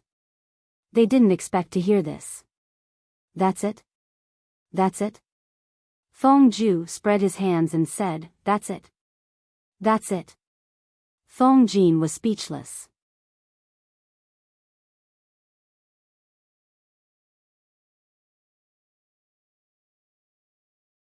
Chapter 1757. Feng Ju's desire to live was still very strong. Faced with the death stares of his two brothers, he revealed a little of the content. In the end, it stemmed from a dream. What dream? Feng Jin suppressed his anger. This mischievous child had always believed that man could conquer nature. He did not believe in feudalism at all. As long as it was related to numerology, he had always been dismissive. Why was he talking about a dream now and being confused for a long time? Feng Ju said, a dream related to Lu Shi. Feng Jin held his breath. He was afraid that his brother would say something profane.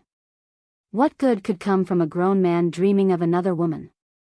If it was any other woman, it would not be a problem even if they had a dream. However, it was different when the other party was his lord. It was as serious as the beginning of The Investiture of the Gods, where King Zhou, or to be precise, Emperor Xinzi wrote obscene poems about Nuwa. Of course, since it was a romance, it was a made-up story. Even though it was full of flaws and bugs, the plot was good and the content was novel. Feng Jin was still a fan of the novelist's book. He would always catch up on the latest chapter. King Zhou took liberties with Nuwa and destroyed the Shang dynasty. If Feng Ju revealed his dream about Jiang Pengji, the Feng family would probably be devastated. Fortunately, this mischievous child was not so insensible. Nonsense.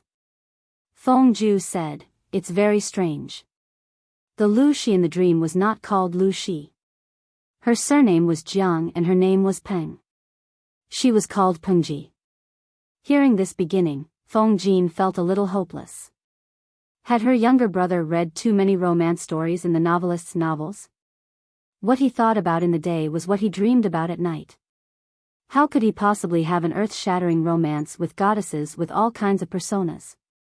Yes, there were such stories in the market. Even though the goddesses had various personas and there was no innuendo, it could not change the core. The domineering queen fell in love with the stubborn, kind, intelligent, and virtuous scholar, Tom Su. Feng Jin still did not understand how this kind of rubbish romance passed through Wei Si's review. Could it be because of resonance? Feng Gui said nonchalantly, it's just a dream. Feng Ju said, was it really a dream? It's too real. Everything I've experienced in my dream is as distant as the clouds in the sky, yet it's within reach. Feng Gui asked, what's the specific content? Do you want to look for Master Yuanjing to ease your mind? Feng Zhu said, that Jiang family and the current Lu Shi, their temperaments are similar, but also different. Their appearance is similar, and their background is the same, but it shouldn't be like this. Even though there are only a few fragmented scenes in the dream, I feel very different. Feng Zhu had only had that dream once. Even though it was only once, the details of the dream were deeply engraved in his mind. It was completely different from his usual dreams. It was this uniqueness that caught Feng Zhu's attention. He was so bored that he began to analyze the difference between dreams and reality.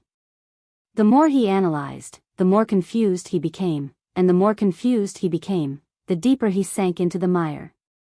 At the same time, he also discovered many things that he had never discovered before. For a period of time, he almost couldn't tell the difference between reality and dream. Before sorting out these messy things, it was impossible for him to become an official, not for anything else, but because he couldn't get over the hurdle in his heart.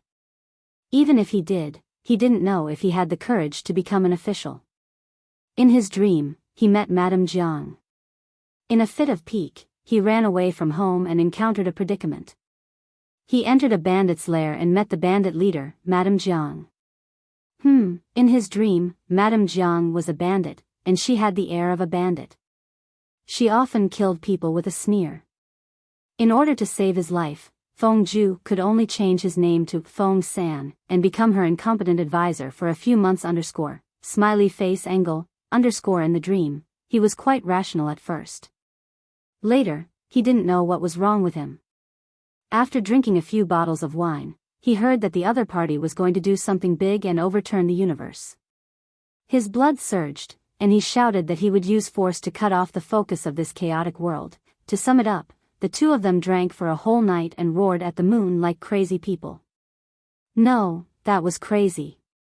From the perspective of a third party, Feng Zhu clearly saw the hidden shrewdness in Madame Jiang's eyes after he changed his name to Feng San in the dream. Wake up, this guy knew Feng Zhu's identity from the beginning and deliberately dragged him into a trap. Because the dream was seriously fragmented, Feng Zhu could only sort out a general direction. They became close friends by chance, but they were destined to go astray. When he saw Madame Jiang wearing the fur coat that represented the emperor and wearing the 12 crowns on her head to ascend to the throne, Feng Zhu could also feel the excitement and joy in his heart. It was as if all the depression that had been squeezed in his chest had been released, and his heart was surging. However, this was not a fairy tale. It was impossible for it to stop abruptly at the most beautiful moment. As Madame Jiang ascended to the throne and took control of the world, the two of them, who used to talk about everything, still had a disagreement. The source of the disagreement was the Feng family, or rather, the topic of scholars and commoners. Looking at himself in the dream, Feng Zhu was a little stunned. It turned out that he also had such a side to him. After some fragmented scenes appeared, Feng Zhu finally understood why he was so protective of the Feng family in the dream. Feng Zhu was the only one left in the direct line of descent of the Feng family. He had no right to be willful and could only carry the entire direct line. For the interests of the Feng family, he argued with the emperor and did things that he once thought he would never do. Gradually, the decades of friendship were exhausted. The Feng family lost 2 elder brothers, and the Feng Zhu in the dream became the person he once hated the most. It was hard to say whether the emperor had let down the Feng Zhu in the dream, or Feng Zhu had gone against the original intentions of the two of them. According to the dream, the cause of the death of the 2 elder brothers seemed to be indirectly related to the emperor and himself. Well, it was probably when they were vying for the throne. This was also the reason why Feng Zhu was unwilling to face his 2 elder brothers all these years. 1 was enough to make him feel guilty, but 2 was simply a critical hit. Feng Jin could not help but complain. You took the dream seriously. Feng Zhu said uncertainly, the dream is too real. Maybe, there really is a past life, this life, and karma? According to the fragmented dream, the Jiang family and Lu Shi had a common characteristic. They were not outstanding before the age of 12, but after the age of 12, they amazed the world with a single brilliant feat. Each of them was more troublesome than the other. The Lu Shi, he knew, was still okay, but the Jiang family in the dream was really out of line.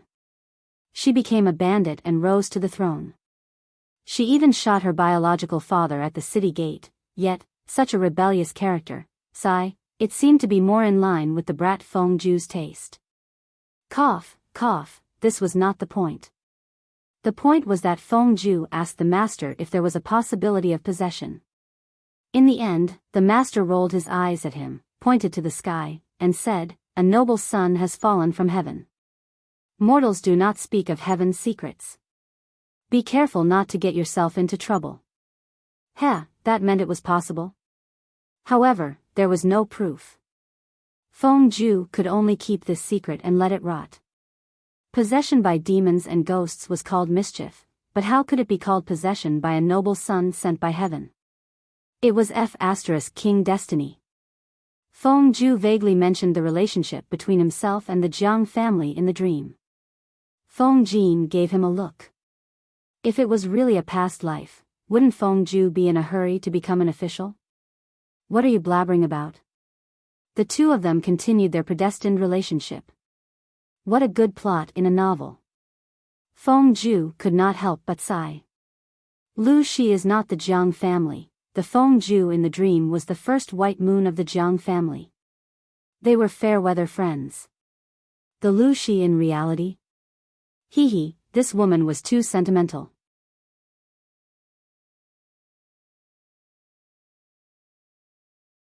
Chapter 1758. What do you mean by Lu Shi is not part of the Jiang family? Feng Gue had the illusion that he was going bald from worry. His brother's illness seemed to have worsened. He went straight to the point and asked, "Huijia, tell me, what exactly do you think of the Duke of Lanting?" Feng Ju himself could not explain it clearly. Rationally, he was more inclined towards Huang Song. Even if Huang Song had already been defeated and lost his lofty ambitions, he and Feng Ju had been friends for more than 10 years, and they still maintained contact even now. On the other hand, Feng Ju was not familiar with the current Duke of Lanting, Lu Shi, let alone his position in Feng Ju's heart. However, when he recalled that frighteningly realistic dream, the usually decisive Feng Ju became uncertain again. The Feng Ju in the dream had initially given his all for the Jiang family. That dedication was even greater than what he felt for the current Huang Song. A ridiculous dream could actually have such a huge impact on Feng Ju. The Duke of Lanting is naturally good. If he ascends to the throne in the future, he will definitely create an unprecedented prosperous dynasty. As Feng Ju said this, fragmented scenes from the dream surfaced in his mind. The dynasty under the rule of the Jiang family was indeed very prosperous. The current Duke of Lanting, Lu Shi, would naturally be able to achieve that. However, there are some things that I can't explain clearly. Isn't it not bad now?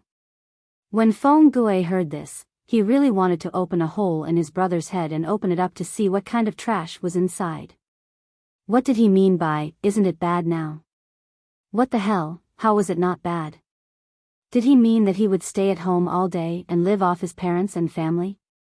The Feng family had used a lot of resources to nurture him. They didn't expect him to be extremely powerful, but he couldn't just stay at home and live off his parents, right? Oh, old Master Feng Ren had even retired. Currently, Feng Ju was living off his eldest brother, Feng Gue. When Feng Gue thought about how he had to take care of his youngest brother's family while he was busy with family affairs, he felt terrible. It would be very embarrassing if word got out. The third son of the Feng family had been known as a child prodigy since he was young, but after he grew up, he became mediocre. Did Feng Ju want to become a classic example of what people said, growing up is not necessarily good? Since it's so good, why are you still? Don't tell me you still think that Huang Bogeo can make a comeback? Feng Jin's eyes were sharp. It was as if Feng Ju dared to nod, he would chop Huang Song with a knife and let his corpse lie on the street. As an introverted brother complex, Feng Jin had never liked Huang Song back then. Even if Huang Song tried to please him, he would not budge. Now, he hated Huang Song even more. Feng Ju was shocked and hurriedly said, "Elder brother, what are you talking about?" If these words reach the ears of the Duke of Lanting, Bogeo will be in trouble. Huang Song had already given up. If Jiang Pengji became suspicious because of Feng Jin's words, that would be a tragedy. Feng Jin frowned and looked at his youngest brother with a pained expression. "You are a beautiful woman, yet you follow a thief. Huang Song was a scumbag, okay?" Feng Ju did not know that his second brother was imagining so many things, so he had no choice but to lie. "Now is not the time, look. This excuse is exactly the same as the one Qing Jing used back then." Feng Jin asked, "When is the time?" Feng Ju was quick-witted and immediately thought of a way to cover up the lie. With a solemn expression, he said, "I was unwilling to become an official in the past because of my old friendship with Bogeo. Moreover, I did not have much contact with the Duke of Lanting, so I planned to wait and see. Now I am still unwilling, because I am worried about something." Both of his brothers had brother-complex filters. They did not see that Feng Ju was prevaricating. Instead, they asked him with a serious face. "What are you worried about?" Feng Ju said, "You are highly regarded by the Duke of Lanting, and you have a youthful friendship." Feng Jin interrupted him. "If it is because of this, you don't have to worry. Will you and I care about this?" He thought that Feng Ju said this because he was worried that the two brothers would have a conflict in the future. They were of the same clan and had deep feelings for each other. They should support each other instead of opposing each other. "That is not what I mean. I am saying that you are highly regarded by the Duke of Lanting. If he wants to recommend me to become an official, he can do it at any time. There is no hurry." Feng Ju shook his head and denied Feng Jin's words. He said, "I am worried that the Duke of Lanting's actions in the future will go against the original intentions of the Feng family. If that is the case, when the time comes, it will be too late for you to retreat. Why should I get involved in this mess? It is better to wait and see first. When the situation has stabilized, I will see what her intentions are. I am not in a hurry to become an official." According to the dream fragment, the Feng Ju in the dream had indeed walked a different path from the emperor. Feng Jin vaguely knew what his younger brother was talking about. He frowned. At this moment, Feng Gui spoke. "I will take care of the family matters. Why do you need to worry about it?" When Feng Gui said this, he exuded the aura of an elder. Not only was he the elder brother of his two younger brothers, he was also their clan leader. How the family would develop in the future and what path to take were Feng Gui's worries. At the moment, it was not his two younger brothers' turn to overstep their bounds. Feng Gui was afraid that if he spoke too harshly, his two younger brothers would misunderstand and become distant from him.